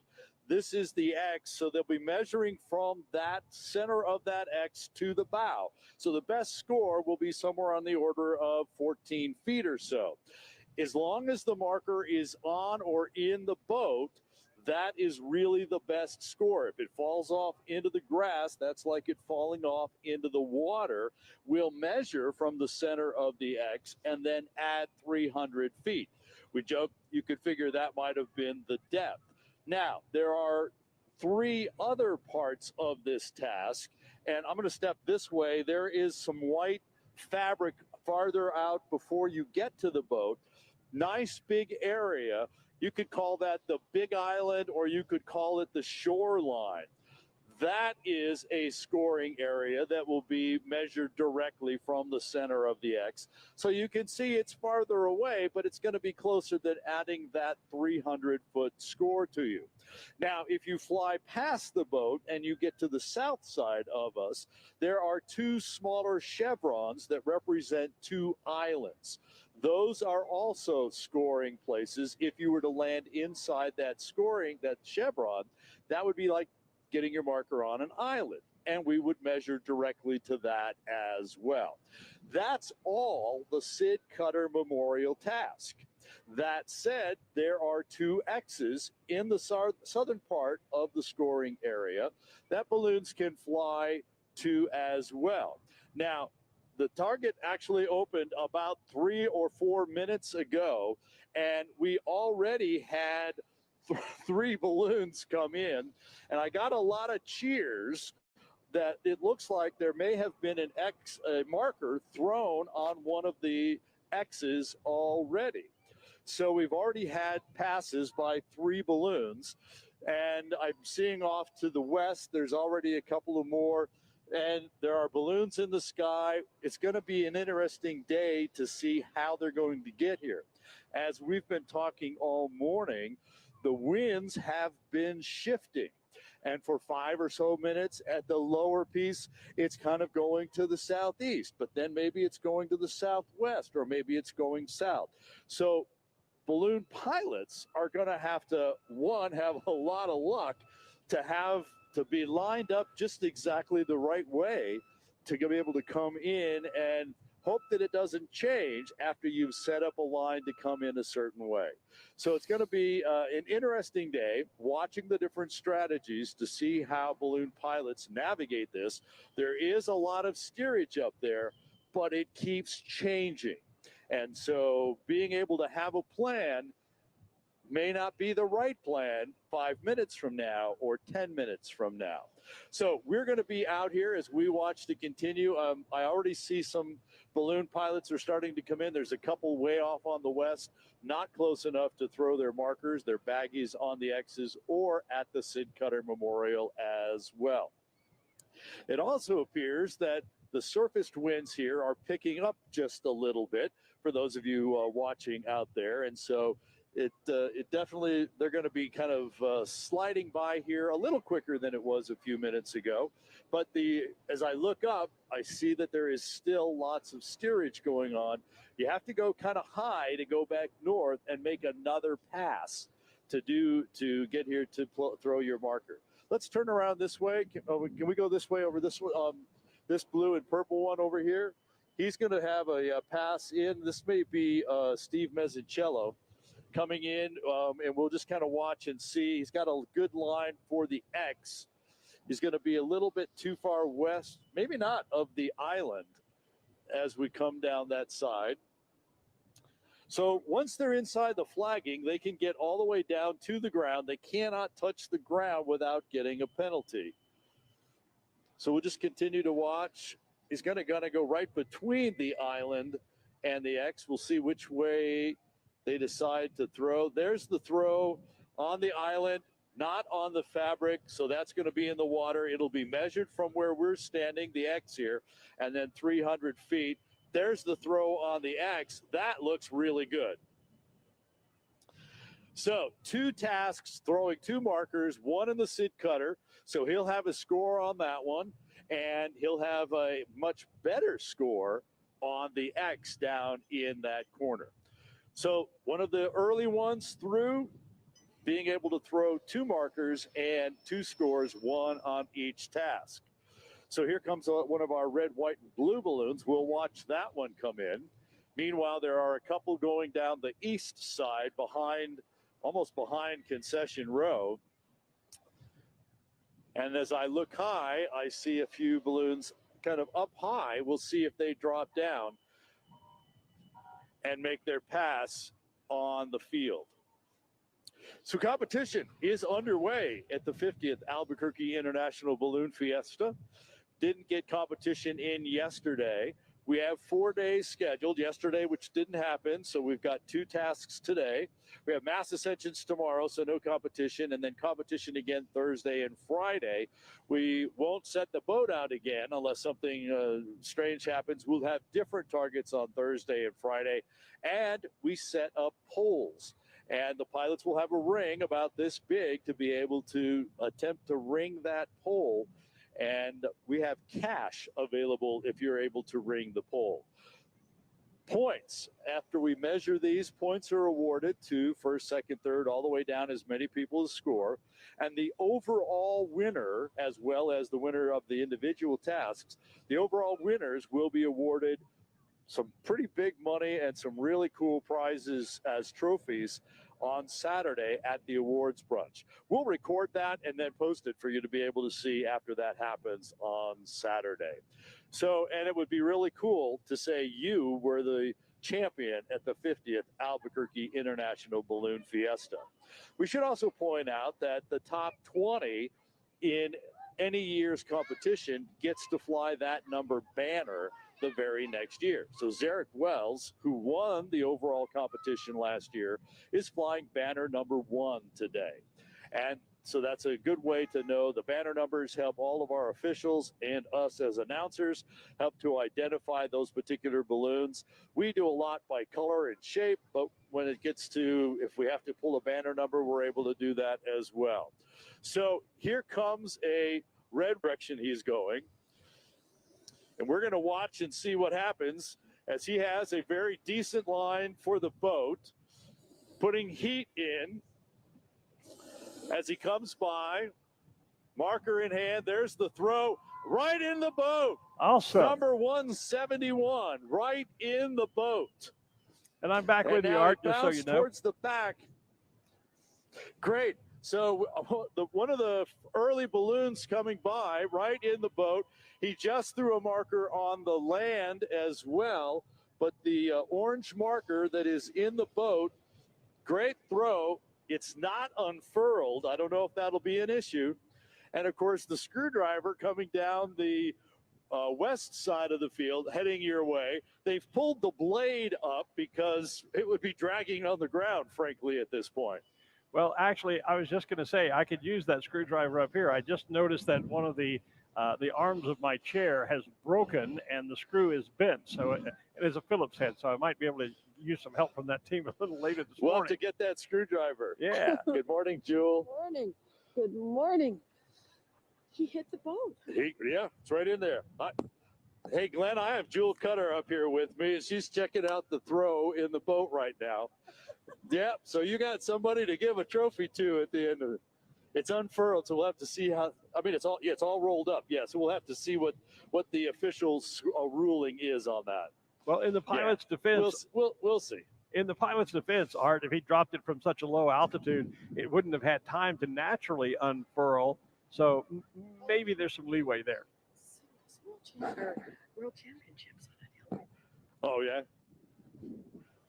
Meanwhile, the screwdriver has just landed here on the south end of the field, having boxed their way back to the field from launching earlier this morning. I lost a little bit of what you said there, Glenn, for a moment. I was talking with Jewel. She tells me that Sid, in playing this type of competition, actually lost the World Championships one time because he forgot to unfurl the marker. Well, I was saying, Art, that because the pilot dropped the marker from such low altitude, it might not have naturally had time to unfurl itself.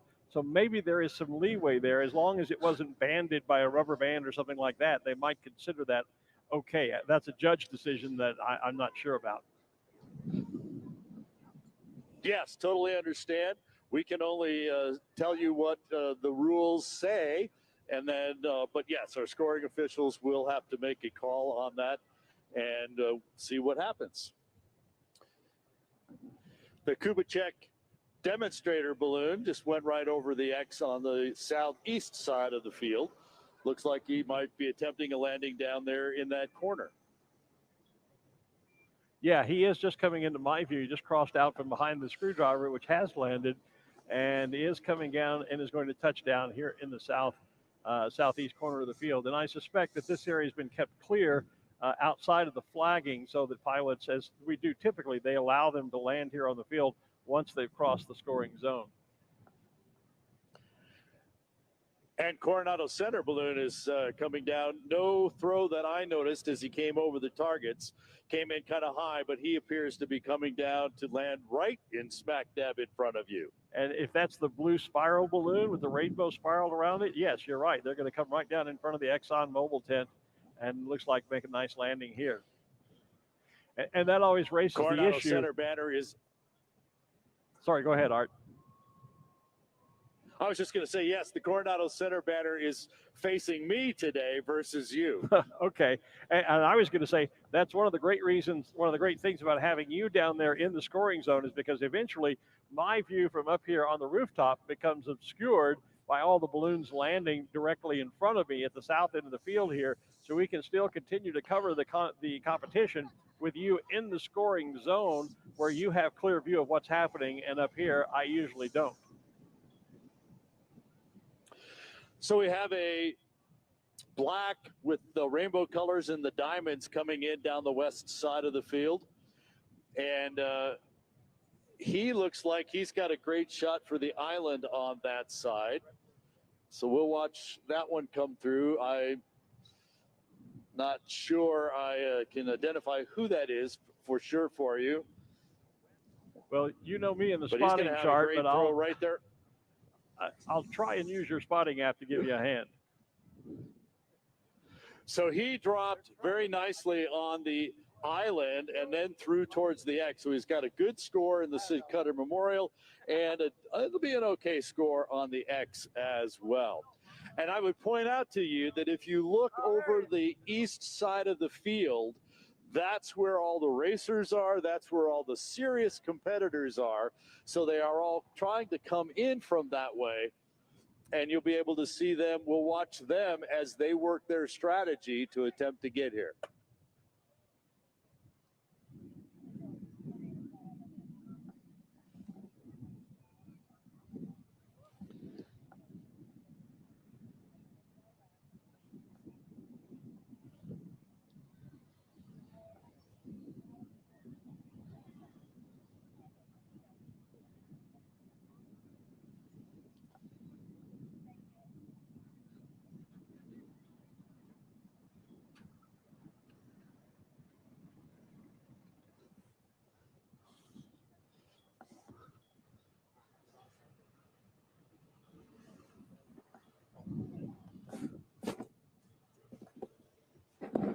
I've can't got- hear anything.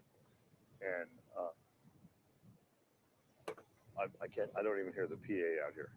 Yeah, I don't hear that. So you want to see if you can call back to somebody and tell them we can't even hear the PA out here, and I have no audio.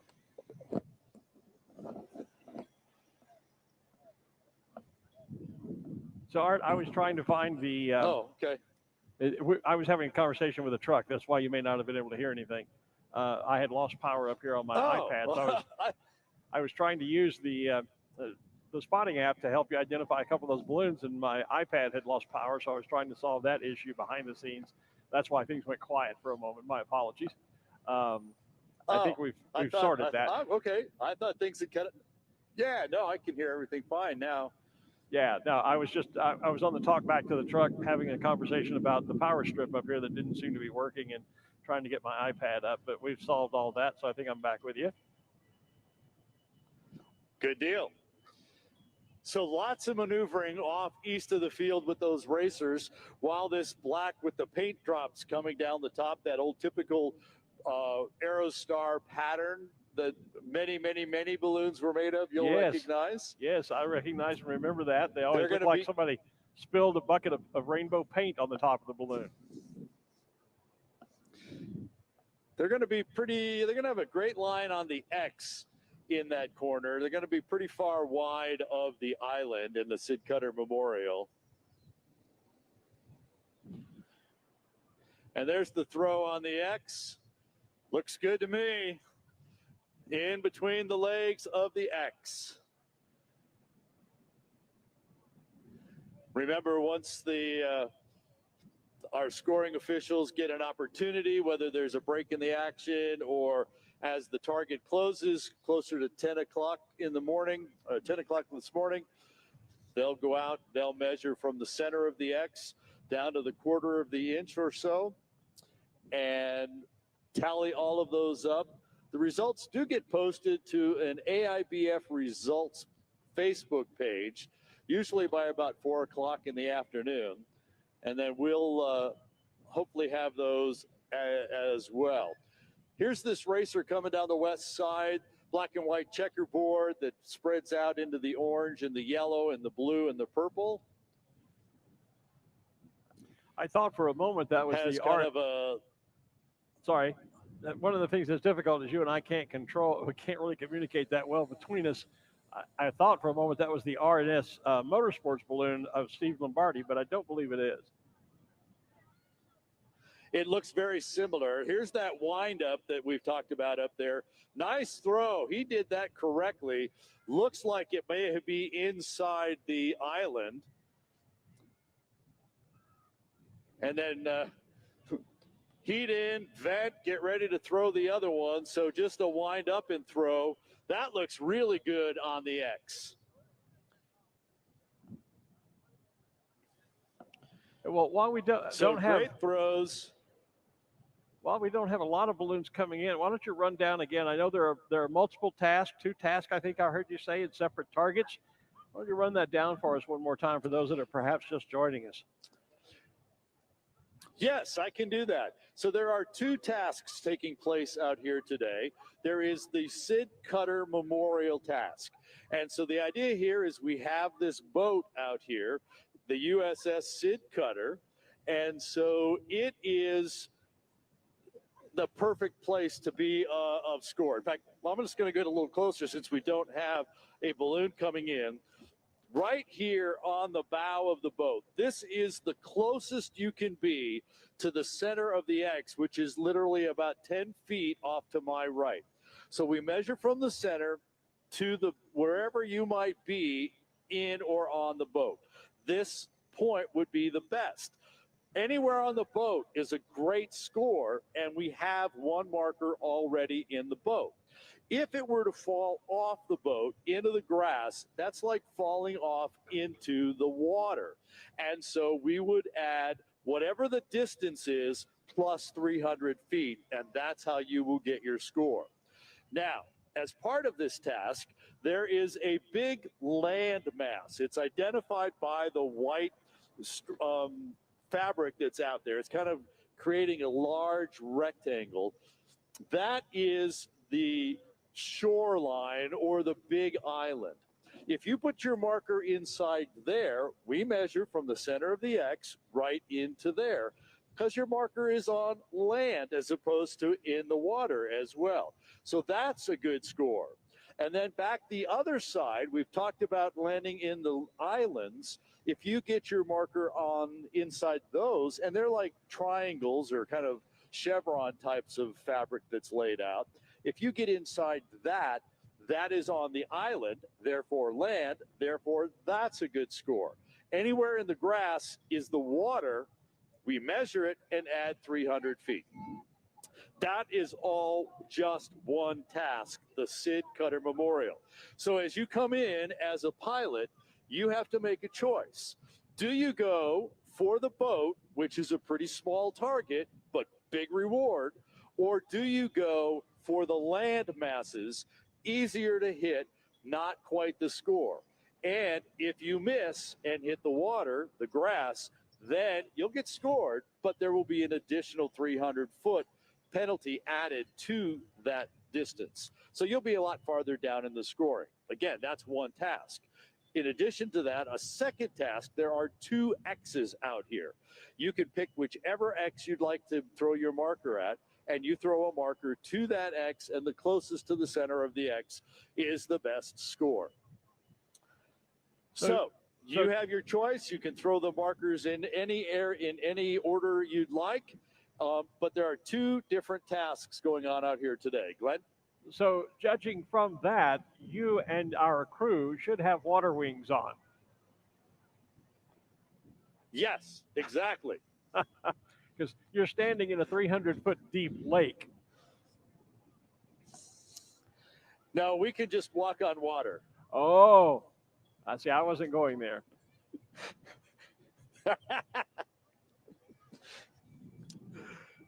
Yep, that would be the way.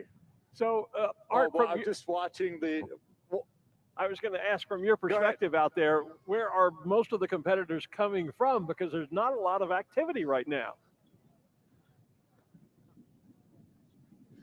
You know, that's a great question, Glenn. I looked to the east, and everybody was up there, and I'm not sure how or where they got up to that altitude. So I'm not real sure. I'm also looking to the east, and you know, we've been watching that fog bank, cloud bank that is very low, and it has gotten thicker and longer. And in fact, there's some clouds now over the tops of the Sandias. I see that. So that's something we would call in the weather thing mountain obscuration. So the clouds are actually kind of thickening over on the east side up along the mountains. And we're feeling, in fact, I'm feeling a few raindrops on my face right now as I look up into the sky. I was about so we're starting to get a little more of that.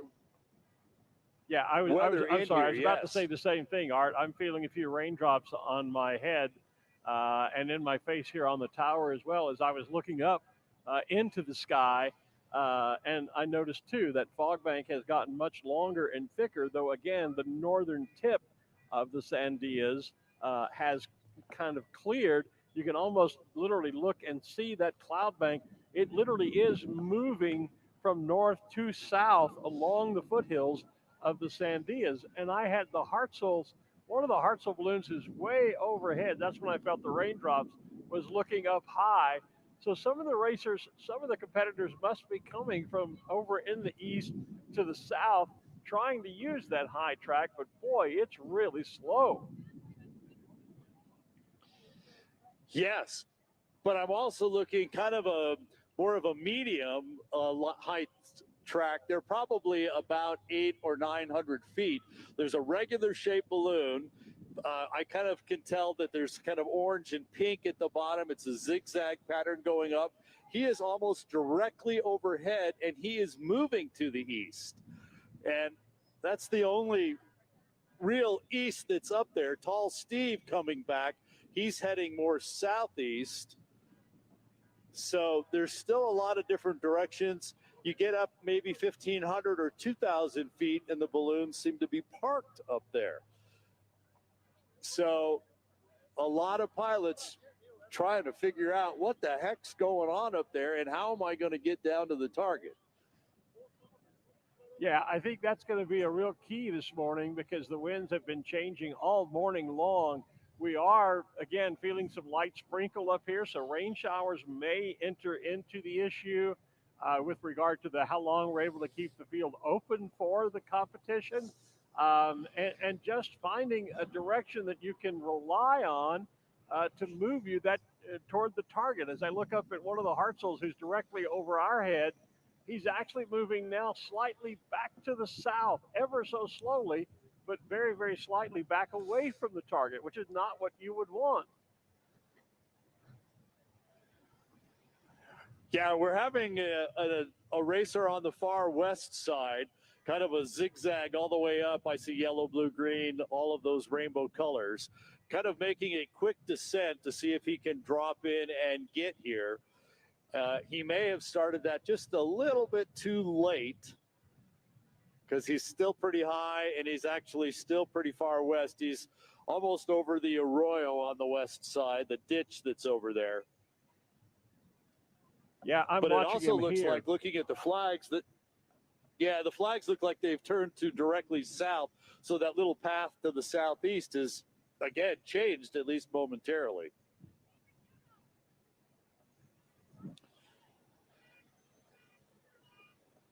I do have on the very north end of the field, pretty dead center, lime green with butterflies.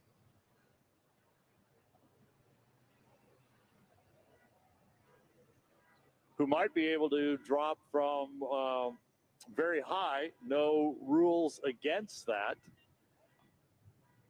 One of the things that you run into, the higher you are off the ground, the more you have to judge the momentum of your balloon, because the marker will continue that momentum for some period of time until gravity takes over and brings it the rest of the way down. Well, and if you look, Art, back at the racer you were just talking about, that red, yellow, green zigzag, I'm trying to find him in the spotting app here, and I looked up and suddenly he was zooming back up. Obviously did not like the line he had coming down and has now gone back up to gain some altitude and make a change in his track. And that is one of those things that we continually talk about with the racers. Because of this more cylindrical shape, they can go up and down a little faster. There was a little distortion as well. And we talked about the lime green with the butterflies. Gonna fly right over the boat, but very high for a good throw. We'll see what they do. There goes the throw out the back. And, right offside. Remember, that's that whole momentum thing coming through. A little wind-up path going down because they come to you and throwing off towards the X. So 2 markers from the green balloon with the butterflies. And again, Art, I'm just trying to get an ID for you in the spotting app. And I will note, however, that the wind is beginning to pick up. We're certainly feeling it here on the tower, on the rooftop, that we had not felt earlier, as well as still some light sprinkling. So I think we're seeing a little bit of a change in the weather we've enjoyed so far this morning as well. Yes, we're feeling that same thing down here on the field as well. And you saw how quickly that green balloon with the butterflies came by here. And it was interesting to kind of watch. We talked about that momentum as they came in, and actually they dropped the marker just a little too late. The line was great, but just a little too late. It'll still be, again, measured from here, just 300 feet added to the distance. But one in the boat so far, a couple close to the boat. We've seen a couple on the islands, and then a good handful of markers on the second task, which is the X's. And we continue to watch all those balloons to the east and southeast attempt to find a direction to get over here to the field. Well, our butterfly has landed here at the south end of the field as well, having completed the task, so they are down and safe. I can also tell you there's a shift in the temperature. It's gotten noticeably cooler Maybe some of that is in part in connection to the slight breeze we're now feeling, but it definitely has turned a bit cooler here on the roof from what it was before. My cameraman just shook his head in agreement with me on that. I'll echo it from down here on the field. Yeah, between the breeze and the little bit of moisture that seems to be in it, it is definitely cooler down here than it was an hour or so ago. And I have 9:01, which means the target is still scheduled to be open for another 59 minutes. So there's a lot of time. And as John Davis mentioned this morning, there's going to be a lot of patience needed on the part of our pilots to be able to get to the field and throw their marker either or both on the Sid Cutter Memorial task or on the X's. Yeah, John was spot on in his choice. Task. Yeah, I was going to say John was spot on in his choice of the word of the day being patience, because I can imagine right now there are some pilots up there. We've all seen that cartoon, that meme that says, "Patience, hell, I want to kill something." A couple of buzzards sitting on a power line, and that's the way a lot of those pilots up there feel right now. They're not excited about being patient. They want to get down here and get a score.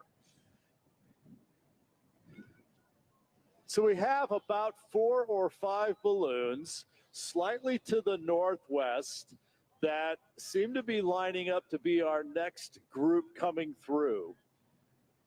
I see one of the racers basically to the north dropping. There's a more regular shaped spiral who could drop and have a nice line. There's another spiral, more yellow and blue spiral directly above me, kind of a racer one. So yeah, we've got 5 or 6 that are lining up nicely here for a pass. Yeah, that racer. We'll see what if they can fill it. That racer directly north of the field, he's spot on the center line of the field and is dropping. Looks kind of white. I can see white, blacks, blues, maybe a little orange and red right in the center of some sort of design there. Unfortunately, my binoculars are in the car, so I can't get a very close look at it. But it looks like he's trying to make an approach and is certainly descending to get down into the lower surface flow to make a run to the target. If I'm remembering correctly and identifying that balloon correctly, that may be Johnny Petrin.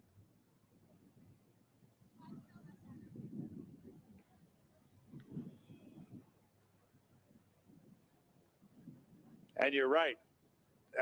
Lining things up nicely and dropping fairly quickly to kind of stay in that, get down into the south, because he is lined up very nicely. If he gets a left or a right, that'll mess up his track. People up high are continuing to adjust left and right before they get past the boat and the X's.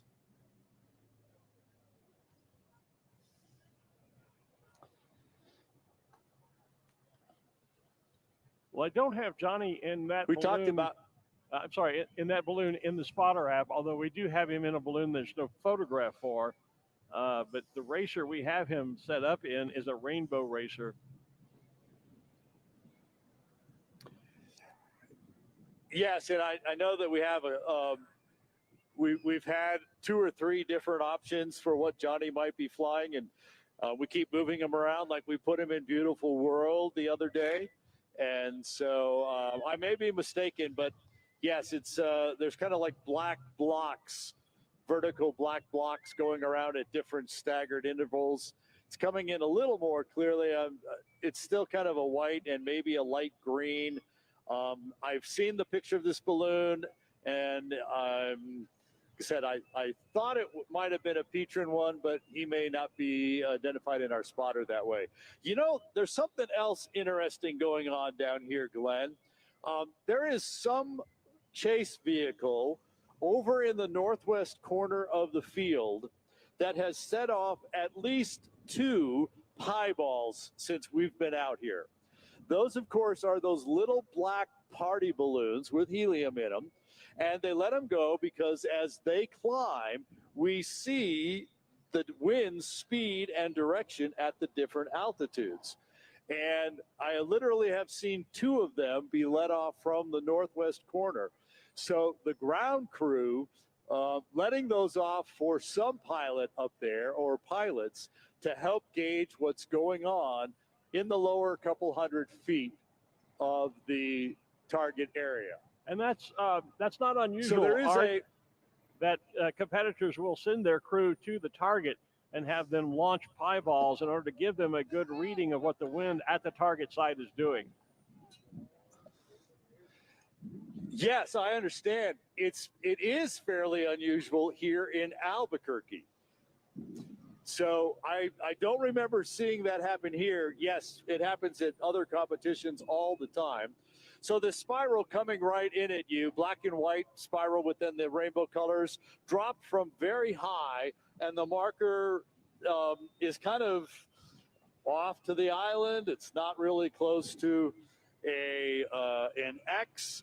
And I'm thinking, just based on what I've seen, they may have been told, and I'll have to verify that with the scoring officials, to throw an orange marker on the Sid Cutter task and possibly a blue or another color marker on the other tasks. Because when you kind of land in the middle like that one did here, what do you measure it to? Do you measure it to the center of the X? Do you measure it as part of the Sid Cutter task? What is that going to be? And so I'm going to go verify in just a moment with our scoring officials. But my guess is you were to drop an orange one here on the Sid Cutter. We've got 2 on the ground here. That one that we just saw would be a 3rd one. And in the boat, it is an orange marker versus blue ones or darker color ones that I saw thrown out on the X's. Well, so that's the other thing you have to keep in mind. Throw the right color at the right time. That's true. While you're doing that, by the way, Art, I've identified that racer out there to the north end we're watching. That is, well, if I can get my iPad screen to come back up all of a sudden, I'll tell you. That is actually Hal Cooper in the balloon called Up to It, and he is from Port Hope, Ontario. Okay. The balloon is black and white, but also has blocks of light blue, pink, and a very light green in it. So that's that racing balloon that was making a descent earlier, but he seems now to have leveled off at a few hundred feet above the field and is now more to the east side of the field than he was earlier. Yes, that you described the colors right, so you have the correct balloon. There seems to be just a hint of west in that. It feels like he's coming not quite directly at me, but almost at me. And if you take a look almost up over the pylon, up really high, there's the bright yellow and black mustache balloon of Guilty and Zarek Wells, our defending champion. Yep, I see him. So he's attempting and getting himself in place. And if you look a little further to the west in that rainbow balloon, the rainbow racer below the red, white, and blue themed balloon, that's Johnny Petrin there. Okay. He's in that rainbow colored racer that's kind of in that, he's in the center of that group of 3. Atop is a red, white, and blue stars and stripes themed balloon. Below him is a blue balloon with a black and white spiral in it. And Johnny's in that rainbow racer right in the center of those 3 balloons. Thanks. We've got him spotted. We'll keep an eye on what happens out there.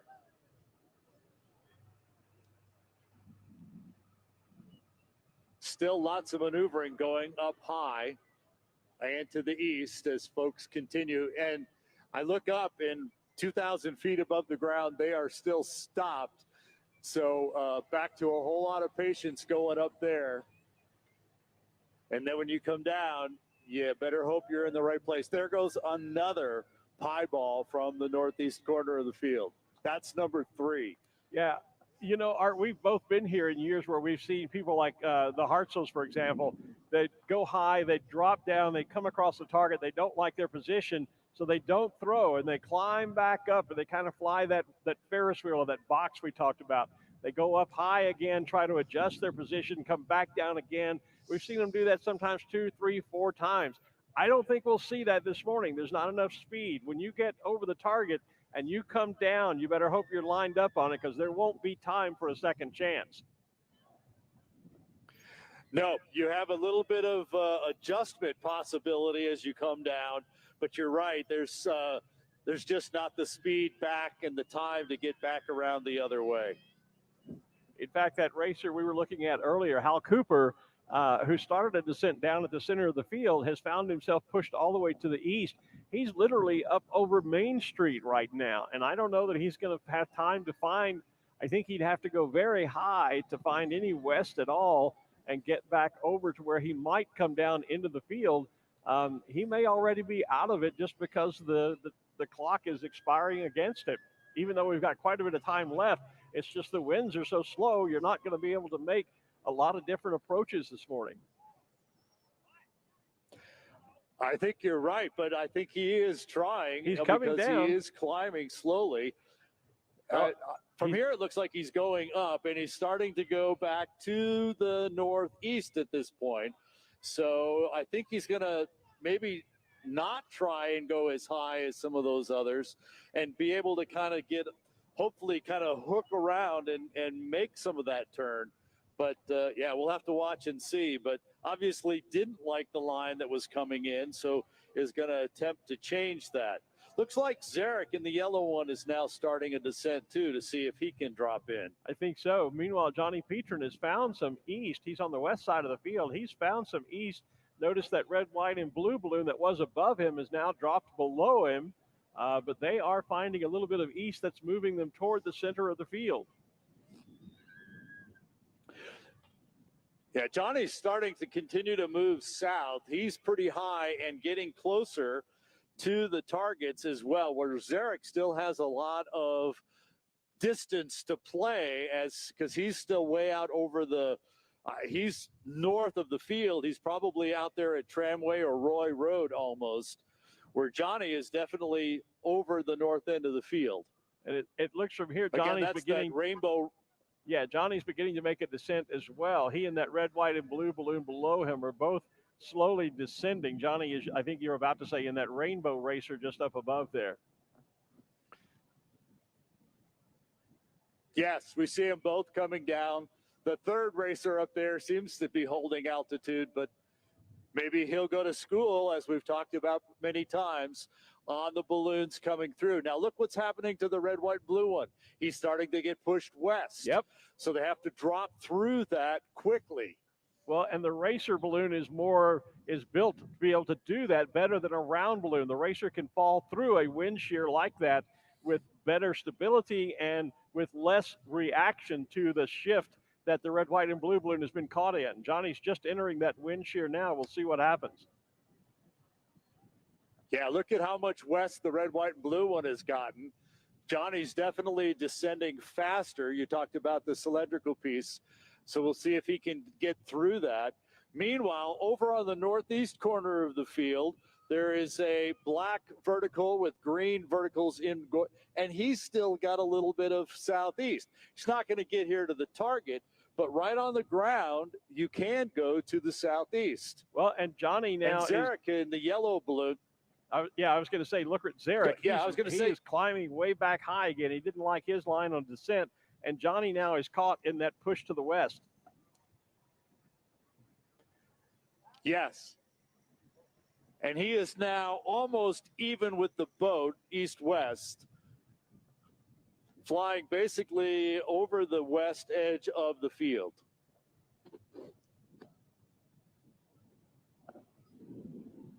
But Johnny is winding up. He's got and he has thrown his marker out.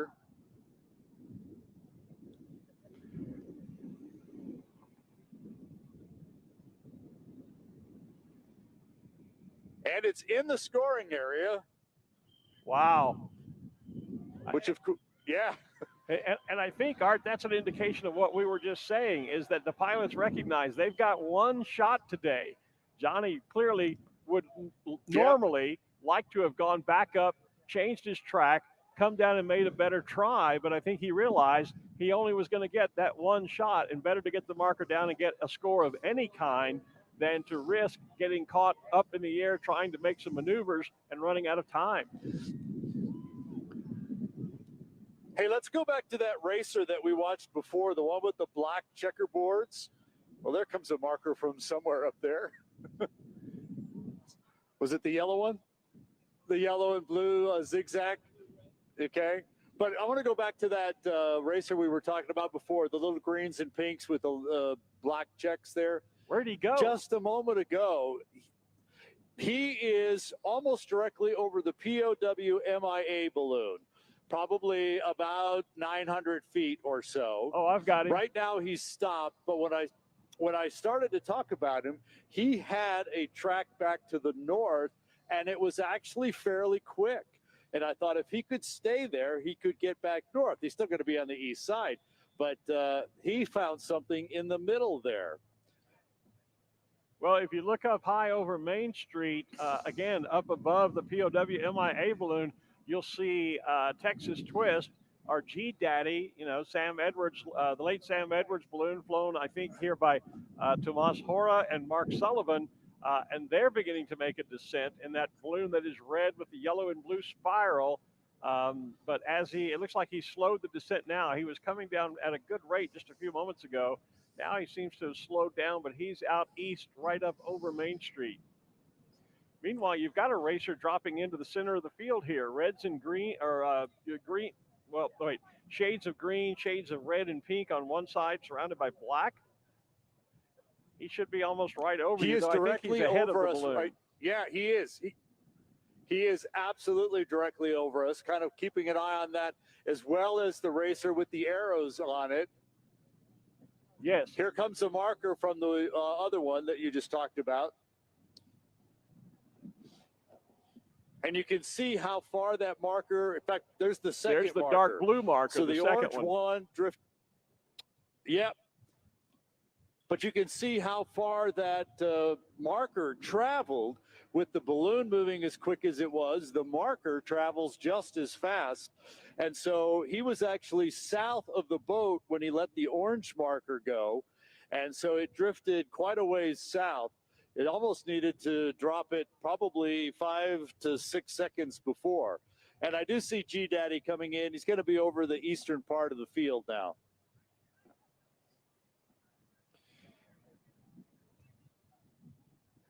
Zarek has got himself moved over. Yeah. Yeah, Zarek got moved over and has a pretty good line in the center of the field right now. The question is, will he slide east or west as he's now beginning his descent? And some phenomenon that tends to show up here on this field, we've seen it year after year.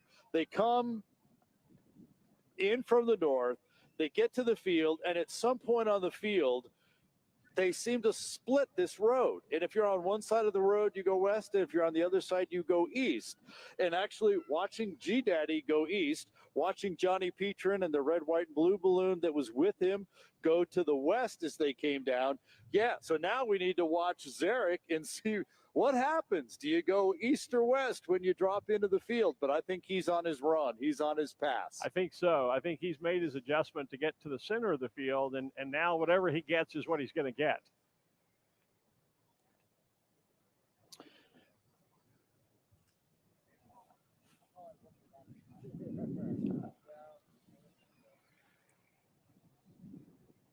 And watching Zarek, he's not getting east or west as he comes down. Well, he is in a racer, and that allows him to fall or descend at a more rapid rate, and they're not as susceptible to wind shears as we were talking, although Johnny did get caught in that push to the west.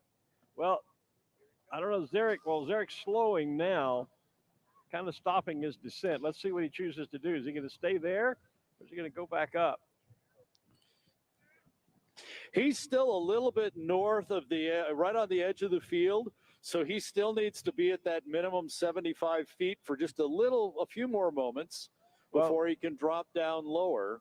And I can see that pylon to the left in the northwest corner. So he's at legal altitude. So that's probably why he stopped his descent, because he's not into the target zone area yet. Yeah, and he's just now starting that descent back, and I think he's now crossed this side of those pylons. And there was a hint to the east, but even that seems to be going away. Zarek, of course, we've mentioned, the defending champion here at the Balloon Fiesta, has been really concentrating his flying skills on competition. Well, he's just back from being part of the team that represented the United States at the World Championships in Slovenia. Yep. He did get a little bit of a westerly push. Not much, but he has drifted slightly west toward the boat. Looks like he's got a pretty good line. He does. And we should from here, look, we can keep an eye on him. It is really fun. It's to watch. There's a pull on the vent. There's a burn. There's a pull on the vent. Oh, there's a quick wave to everybody. As everybody's got it figured out. Another vent, another burn, back and forth, back and forth. He's flying that, and we can see the special 2021 Balloon Fiesta champion banner on the side of his basket as he comes through. We have a great shot of him on the feed right now. And there he is. There's the throw. Oh! Oh! That is exactly what we've been talking about. Right to the bow of the boat. If it had stopped, it would have been great. But it bounced. It bounced and slid off. Oh, my gosh. I'm heartsick for Zarek. The groan with all the folks out here, the photographers, the officials, etc. Everybody just, the collective groan that went up out here. Oh, here too. He worked so hard and just had played it perfectly. What great piloting. And just the marker caught him. Yeah, well, a little far there. You had to put a little distance, a little speed on it. Yeah. And, hit it, bounced right off. But like you've said multiple times, high risk, high reward. But other side, you also have the potential of sliding off. And so, that's really, he's like 10 feet from the center of the X. So his distance will be like 310 feet. Yeah. So about as close as you can get and still be with that 300. But what a great job of piloting. To make the maneuvers he did and to get into that position. Kudos to Zarek. Great, great piloting. He did. And so now I'm looking back to the north, and I see another racer who's probably paid very close attention to what Zarek did coming through, and now he is dropping down. He's a little bit farther east than Zarek was, but we'll see if he can get some west. He's coming down fast enough that he's kind of doing a little distortion, a little tick-tock there, even in the racer's shape. But that'll be the next one, I think, through. Meanwhile, there's still a parking lot up over the east side of the field as those balloons attempt to figure out how to get here. Well, and we're not quite to 9:30, 9:23, so we still have a half an hour, a little over, opportunity for pilots to get to the target.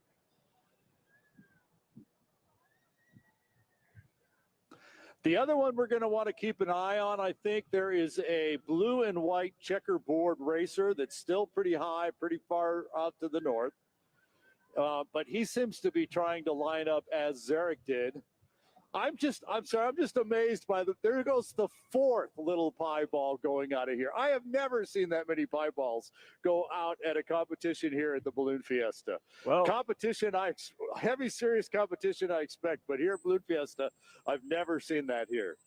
Somebody's serious about wanting to win this year then. Obviously. Here comes a windup from above in this racer. That marker is loose.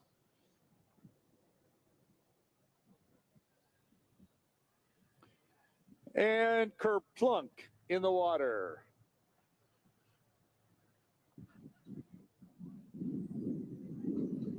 Is that a technical term, kerplunk? Kerplunk. I think the idea there is to go for the land mass out here, that big, more safe area that you can throw that marker in. But again, he managed to get pushed to the left. There's his blue marker on the X, and that's not too bad. Looks like it from our vantage point, just a little bit out of the legs of the X. So we do have a regular round balloon that's over on the west side that's been doing some heavy maneuvering. It's got the yellow zigzag going around the center with the dark colors, the red and above that. But he just got caught in that west we talked about before. Boom, all of a sudden got caught in that, and he just all of a sudden picked up speed. It's that same layer we saw Johnny Petrin and that red, white, and blue balloon that was up there with him. They both got caught in that. This round shape just picked it up as well. Not only did it change direction, but it changed speed drastically, fairly dramatically, I guess. But he continues to come down, and he might actually be getting back this way. So we'll have to watch this round one. Again, it's not a true zigzag, but it's that diagonal pattern of a Barnes or a Firefly.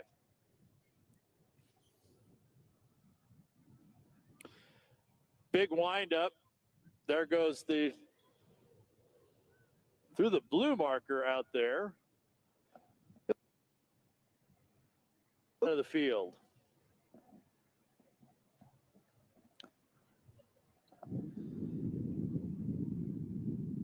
And another windup.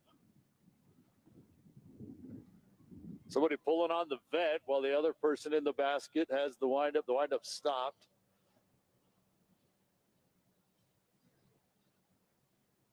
There goes the windup again.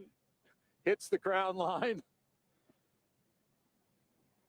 And drops between the island and the X.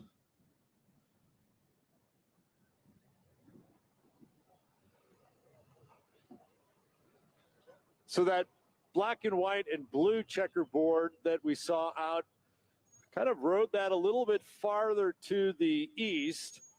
I'm wondering if he's now planning on that little direction we just saw happen with the round balloon.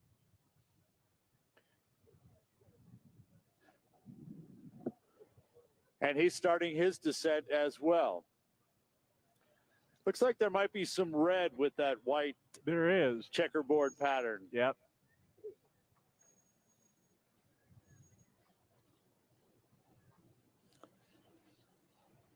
With the gray skies, the colors are not popping bright. It makes it a little more difficult to identify some of the colors. Cosmic Crisp going to make a pass down the west side. Steve and Cindy Wilkinson with Cosmic Crisp Apple, one of our special shapes.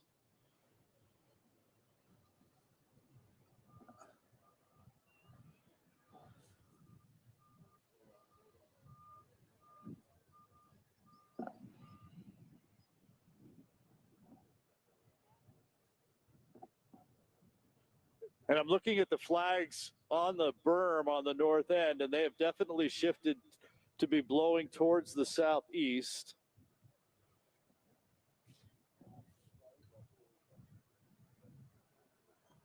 So that one layer that went southwest did seem to be on the west side of the road. And it's not there for the racer that we're watching with the black and white checkerboard, zigzag, pink and blue.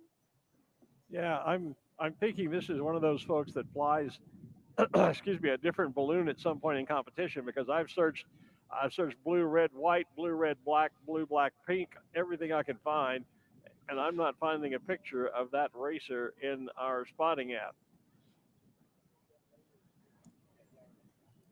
We had a number of balloon pilots show up with at least new to us balloons at registration. And a lot of times they brought in the paperwork, you know, the airworthiness certificates, registration, annual, all that, but they didn't bring us a picture. Right. Because I've been searching for several minutes now for that particular balloon, and I'm just not. Ah, there it is. I did find him. I was going to say, try Blue Racer, but you found it. Well, I should know that balloon, unfortunately. That is Dr. Bill Bussey out of Longview, Texas, and the balloon is called Yin Yang. It's kind of a sky blue, and it has a sort of spiral stair-step black and white checkered pattern, but on one side is kind of bounded in a greenish yellow, on the other kind of a reddish orange. But that's who that is. That is Dr. Bill Bussey out of Longview, Texas. And you notice that he has now caught the push to the southeast. Yep. And he will be over concession row. Now you've got this other round balloon above you that's red and orange, yellow with what looks like a, what is that, a parrot or a... I think it's a parrot. Looks like they're beginning to make a descent. Now they're further inward on the field than Dr. Bussey was. Dr. Bussey climbing back up again. Yeah. Yeah, the yellow one with the parrot actually kind of going almost directly south, maybe even a touch to the west, where watching Dr. Bussey climb back up through the altitude of the yellow one with the parrot. Yep. The marker's out for the parrot balloon. Kind of waving it. There's a little wind up. There it goes. He's already south of the boat. Yep, it's out.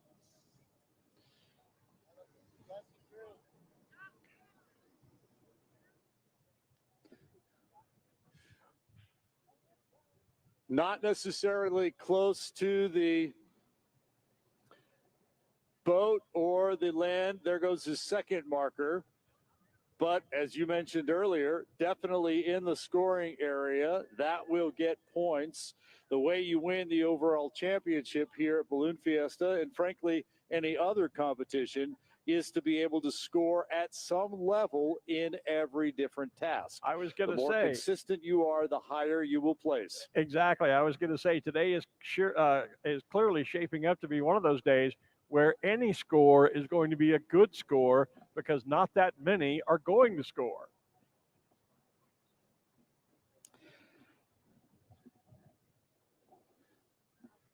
I think Dr. Bussey went high hoping he would get a push to the west, but it hasn't happened. He's coming directly toward us here on the rooftop now.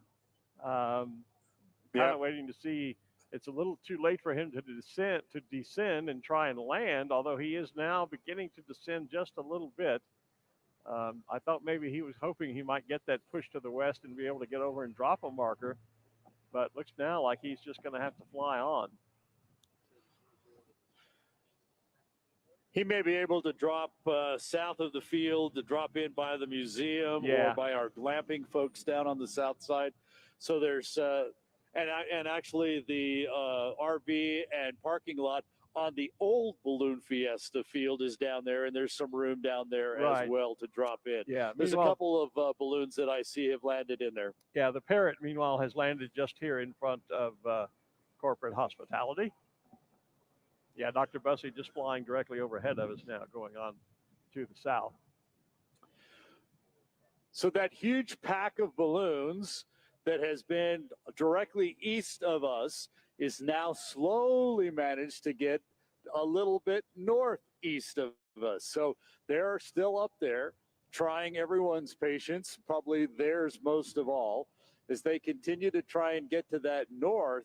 The question is going to be, is there still any west up there to get over here to be able to drop in and go back southeast over the targets? Well, and the other question is the tick-tock, tick-tock, tick-tock of the clock. We're now at like 9:34, so time is becoming an issue too. It's not critical yet, but it is working against these pilots.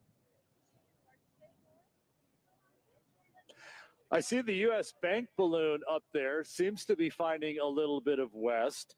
Nick Donner is flying U.S. Bank today. Scott McClinton had to run back to his home in Kentucky, I believe. So Nick Donner is flying the U.S. Bank balloon today.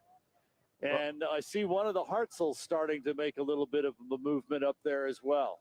Also in that general area up there is Sherry Edwards-White. I see her racer beginning to make a little bit of a descent. And out in front of Nick, as we move inward to the field, is the Pro Football Hall of Fame balloon, that red, white, and blue football racer. Meanwhile, Art, back to the north, is that not Mark Sullivan's racer up high, the red racer with the black, white, yellow, red, and orange kind of spiral around it? Isn't that I believe storm it warning? is, and he should. Yeah, because his big one is code red, and the racer is yes. There's another racer kind of closer in than Mark, yellow at the bottom, and then the splash of orange into the blue. He will, well, I hate to predict because things keep changing here, but we can watch both of those. And then there's a third racer that's even a little closer in and about the same height as the yellow one. That's and there's maneuvering going on between those three. Yeah, that one is descending. I was about to point that one out. That's kind of a red, orange, and yellow, but it's got a blue and white shaded spiral around it, maybe some purple in it as well. Again, the colors are kind of hard to see because of the gray sky this morning.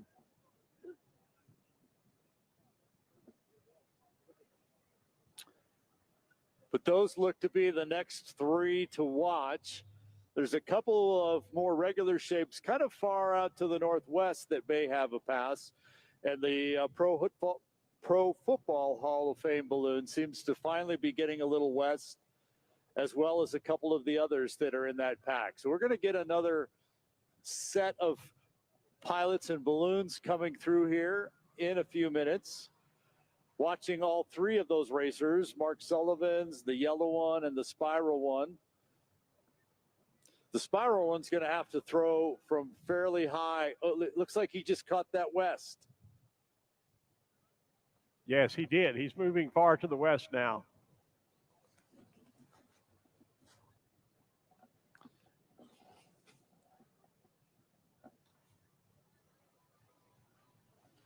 That yellow racer you're watching, Art, that is Wild Child, and that is Trent Caldwell from right here in Albuquerque, New Mexico, flying that balloon. Okay. I don't usually see him fly his. He did throw a marker that we saw drop just out there. I saw it basically hit the ground. Well, all three are descending rather strong now. Mark Sullivan also descending out there further to the north. All really coming down almost in unison, it appears, from here on the roof. Well, we talked about going to school, paying attention to the balloons that are flying around you. And if they look like they've got a great line, then you need to get on it with them. So we've got this the yellow racer now coming in, much more center on the field. Mark's line is still pretty good. He needs to get through and not get caught in that west. He's sliding west now as I'm watching him. And meanwhile, Wild Child, again, Trent Caldwell, is really getting down low. Looks like he should be ready to throw a marker soon. We're actually watching him on the feed now, Art.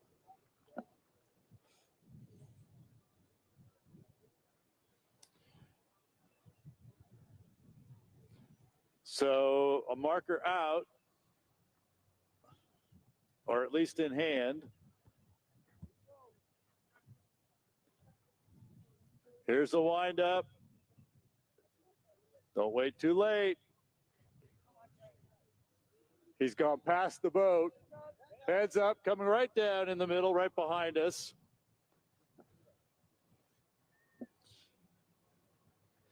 One of those momentum deals again. The way we're moving, the speed the balloons are moving, you have to let go of the marker before you get to the target. It's not going to get back there behind. There's Trent Caldwell's second marker, looks like.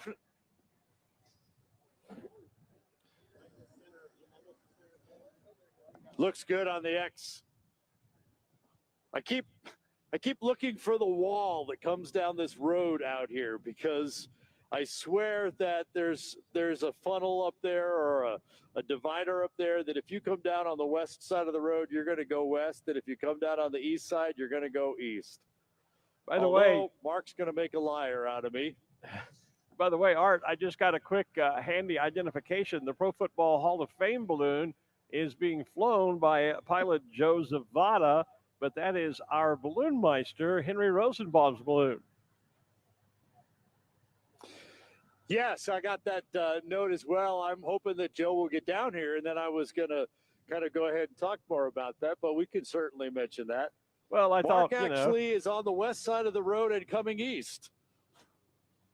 Yeah, I thought it was worth a plug since he's flying the Balloon Meister's balloon, and Joe's a very good friend of mine and a great contributor to Ballooning Magazine. So, he'll get down here. Yep, I know Joe. sure. He'll get down here. Well, he's kind of leading that pack of balloons that continue to stay off the northeast side of the field. And if they were moving, he would be leading it. Yeah, and one of the balloons that's falling into that kind of line up there is that racer we talked about early on that has the blocks of black with the pink squared centers, the shades of blue in it. I forget the ID, but we watched him for forever thinking he was going to make a run, but he didn't. And now he's back up there right beside one of the Hartzels. So Mark has a very good line on the boat. The red racer with the black and white spiral checks going up.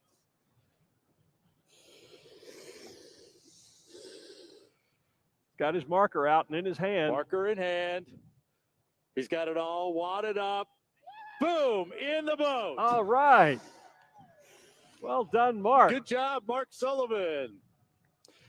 So now he's getting his other marker out to see if he can get the X as well. He's got to use the wind-up pattern to be able to get to the X with that marker.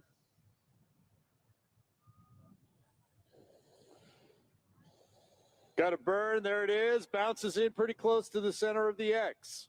Looked like a pretty good throw from up here. So we could take a look here. This is Mark's marker. The tail is coming off, but the weighted part, which is the part that counts, inside the boat and actually closer inside the boat than that very first one that was never unwrapped. So even though they'll have to have that judgment there, Mark would be, if everything else works as well, Mark would be in the lead to win the Sid Cutter Memorial at this point in time. And Mark Good job, Mark. Yeah, and Mark did not suffer the same fate that Zarek did because Zarek got not in the boat. He got on the bow of the boat, which would have been the ultimate score, but it bounced off. And actually, what Mark's marker actually kind of hit the inside. It was down in the boat, but it hit the inside and basically stopped it so that it didn't continue on out like Zarek's did. Right. So, in fact, I almost thought if Mark had thrown probably 1 second later, he would have missed. It would have gone right outside the boat. So it was that close to do that. But he played the momentum nicely, and it dropped in, and he is in the lead, if you will, to win the Sid Cutter Memorial Task here at Balloon Fiesta. And we are down to 17 minutes left in this competition. Well, I suspect we're going to see that whole group that you talked about. Joe Zavada was leading up there, and Joe is right over the center of the field now. I think we're going to see him make a run, very soon. And a lot of those others are going to have to make up their mind to try and get down, maybe get caught in that western flow that we've seen some people get caught in. If they drop, that might push them in toward the center of the field, and at least they can get a marker down and get a score rather than, because I was told by Bruce Bussey years ago flying in down in Natchez, Mississippi, you can't score with a marker in your pocket. You got to get it on the ground and get it near a target. Exactly. Back to that one we've been watching all morning here. He's dropping again, the one with the blacks and the pinks and the greens. Yep. He's dropping again, but it seems like he's getting a nice push off to the southeast. He is. He's going off to the east toward the mountains. Another one that dropped down along with him is a kind of a sky blue racer with a white X and a bit of yellow in the center. And he's also now, where they were lined up behind Joe Zavada, they've decided to descend, but they're being pushed to the east. And now that other racer we've been watching, he's going back up. I think he saw the mistake he made, and he's going to try and climb back up and get back in that line that is moving very, very, very slowly to the west, that Joe Zavada continues to lead in the Pro Football Hall of Fame balloon. Joe's coming up. Yeah, he's almost there. There is another racer to the west of Joe, probably as high, if maybe about the same altitude. From what I can see, it's a black and white spiral, like every other racer, it seems to be. but he is up there. Those two could throw from pretty high. I've also been watching Eric Greenwood, the regular shaped balloon, yellow with the red New Mexico silhouettes on them. And he was trying to follow Joe in the Hall of Fame balloon over, but all of a sudden Eric seems to be going back to the east. So if Joe drops in his Pro Hall of Fame balloon, I think he's going to have to make a pretty quick drop through all of those layers to continue on down to get here to the boat. Yeah, Eric is definitely sliding east as he is descending. That other racer, by the way, that's above you, the black and white spiral, that is Steve Lombardi in the R&S Power Sports balloon. I can see the banner from here. You probably can't. Well, I see something that appears to be a banner, and so that lines up perfectly. So, yep. Yeah, that's Steve Lombardi in his new balloon. Yeah. Yeah. So he and Joe Zavada are up there together. Eric is falling way off to the east as he descends, as is that blue racer with the blue and white X or cross from top to bottom and a little bit of yellow in the center. He's way out, actually probably right over Main Street, maybe even a little closer to the president's compound, sliding far to the east as he drops. So you're right. If Joe and Steve Lombardi are gonna do a dive bomb into the target, they're gonna have to fall pretty rapidly to fall through those wind shears and not get pushed off. So while we wait for the other balloons to make their pass here in the last 12, 13 minutes or so, our scoring team is actually already starting to do the measuring here. So all of these markers have a number on there that corresponds to that pilot. And so they measure to the nearest part of the weighted part of the marker. They measure to that, and that's where they're going to count that score. Now, of course, they're measuring from the center of the X. This being an orange marker, it is the Sid Cutter Memorial Task. It is in the grass, as you can see, so that this distance will then have the 300 feet added to it. Well, if you those that are in the boat, Mark Sullivan's in the first one, no extra added. They'll just measure from the center of the X to the weighted corner of that marker. If you look back up, you'll see that Joe Zavada and Steve Lombardi have both begun their run. They've both started descending down toward the target zone. Steve seems to have stopped his descent for a moment. Joe continues to come down. So we'll watch and see. Do they get pushed east? Do they get pushed west? Do they manage to descend through it and continue moving south? We'll just keep an eye and see what happens.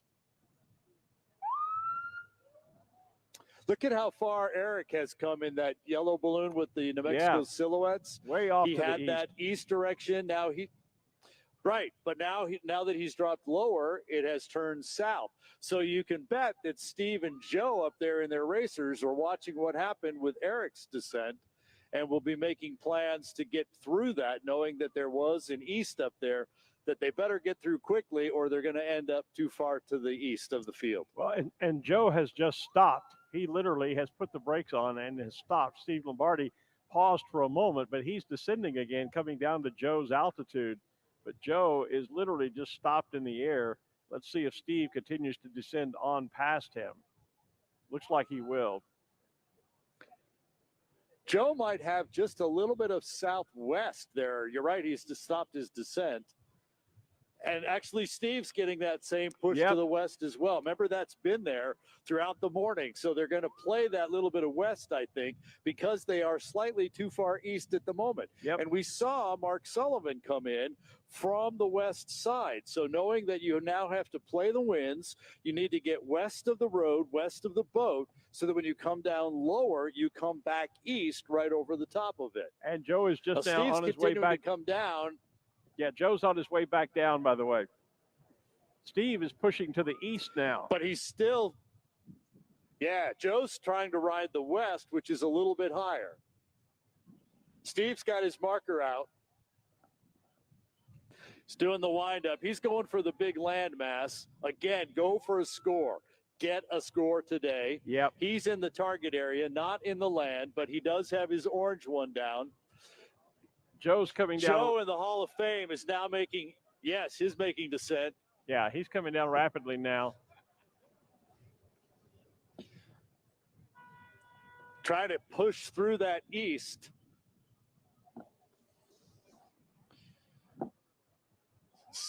Steve's going to throw his second marker on the X while we watch Joe come through.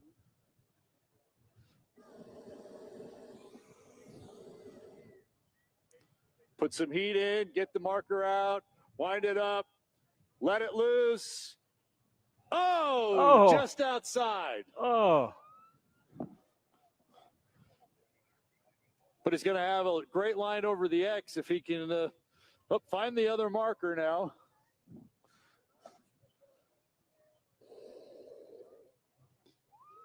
And he should have a great throw on the X right there. The scorer's getting out of the way. He's got the marker out there. Able to just kind of toss that right down, bounces on the center of the X. Joe Zavada in the Pro Football Hall of Fame balloon. Well done, Joe.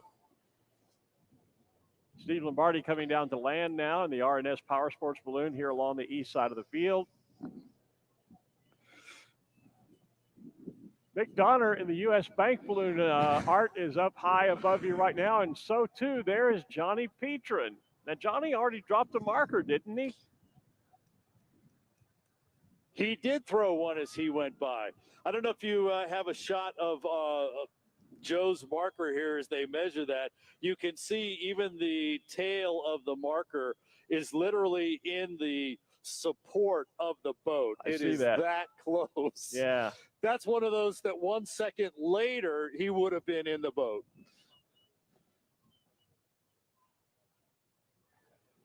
But you know, you get, I got to get there. I got to get this marker thrown. I don't want to throw it too late. And he used that wind-up method that we've talked about. So it's kind of like you have to let go at the right part of the rotation. And if you don't have the rotation timed right, yeah, so close.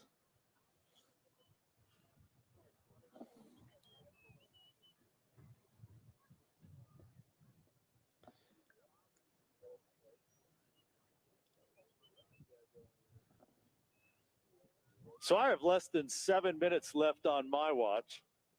Yeah. When we get to the 10 o'clock closing of the targets, we'll set some smoke off down here on the field so that all the pilots in the air can see that the targets are officially closed.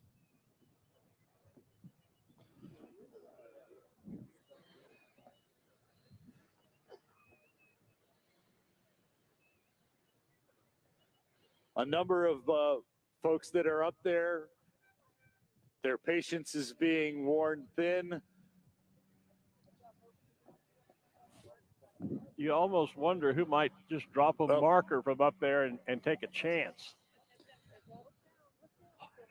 There's probably about 10 balloons up there that if they dropped from where they were, they would be in the scoring area and would be able to get some sort of score.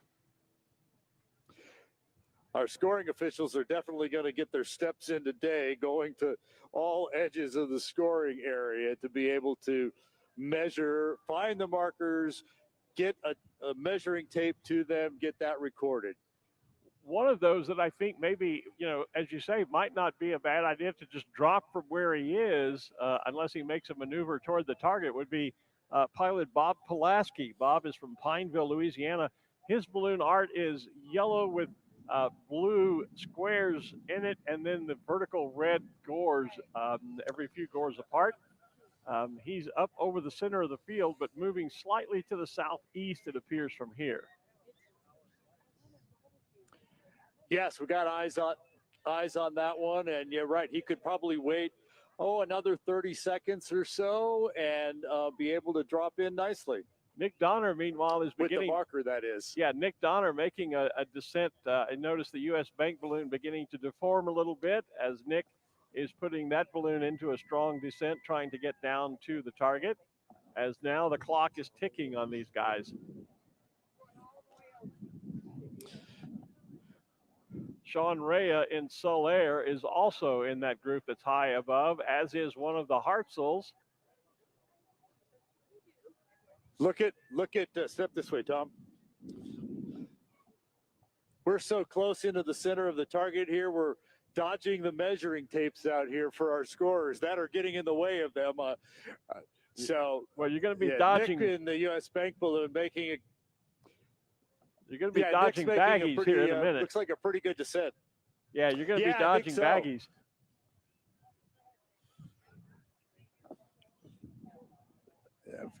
4 minutes by my watch. Yeah, there you see the difference between a regular shape and a racer shape as you come down through the different wind speeds, those shears, and a little bit, and see how much Nick coming through that push to the west, tried to move through it quickly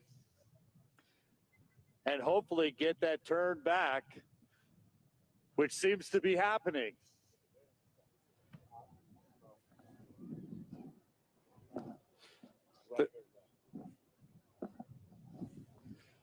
So he got through that west pretty quickly, continuing to come down quickly, and now coming back to the east,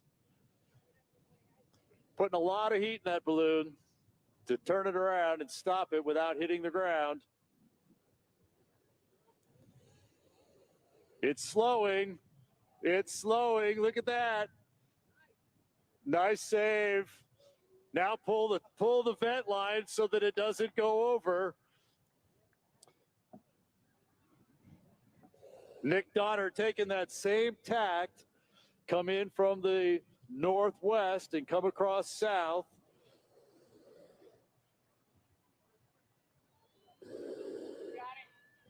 And there's the throw. Oh, and just outside. Nice shot, nice try by Nick Donner in the U.S. Bank balloon. There is a racer making its way down now just to the center of the field, just above the U.S. Bank balloon. You can see probably from your vantage point the big yellow diamond that is outlined by reds and blues. That is Bubba Cliver. The balloon is called Bubba Balloon. Bubba's here from Louisville, Texas. And just above Bubba, the blue with also big yellow and the words "The Racer" across. That's kind of making a dive in. There's a Hartzell balloon making a dive in. Yep, Solaire with Sean Reyes is going to be coming is over down. the top. I have 90 seconds left by my watch.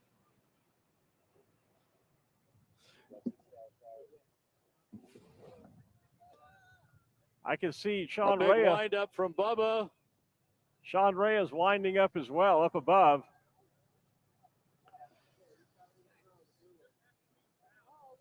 There went his marker. Sean's marker's out. Okay. He is south of the boat. The Racer with the words "The Racer." That's one of the Ultra Magic balloons. I don't know who's flying it. Sean Reyes' second marker is just out. It's on its way down. There goes Bubba Cliver's second marker.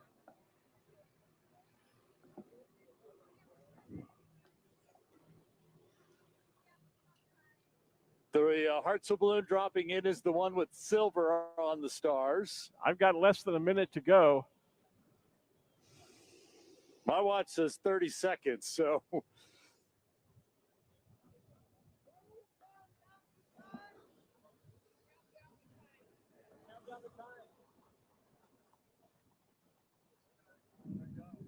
Whose watch?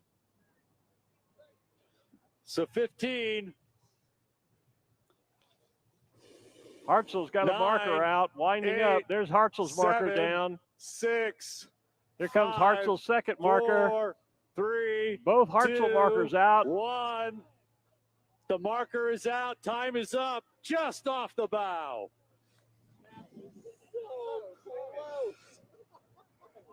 Hartzell got both markers out.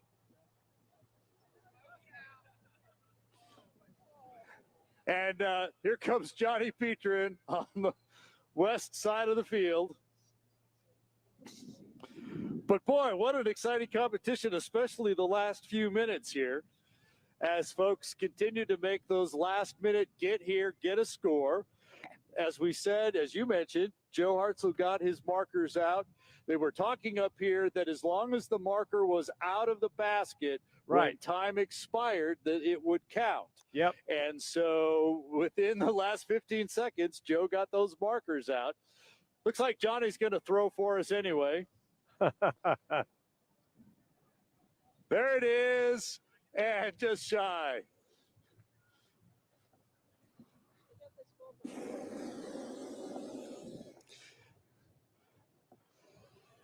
Yeah, Johnny could say, well, I got there. Their watch was off. His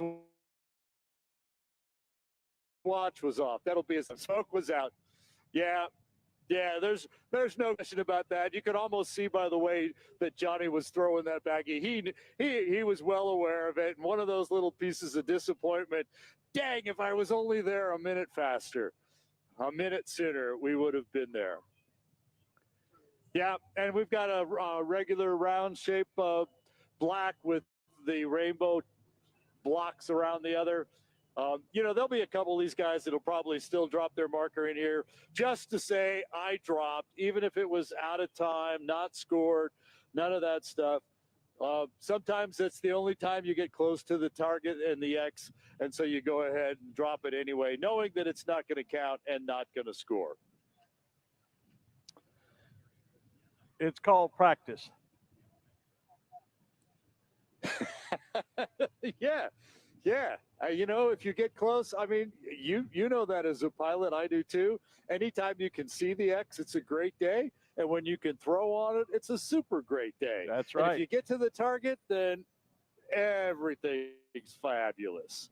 So what a great morning we've had here at Balloon Fiesta. It started out with a little bit of rain, had a number of folks concerned about whether we were going to get any flights in, much less the competition.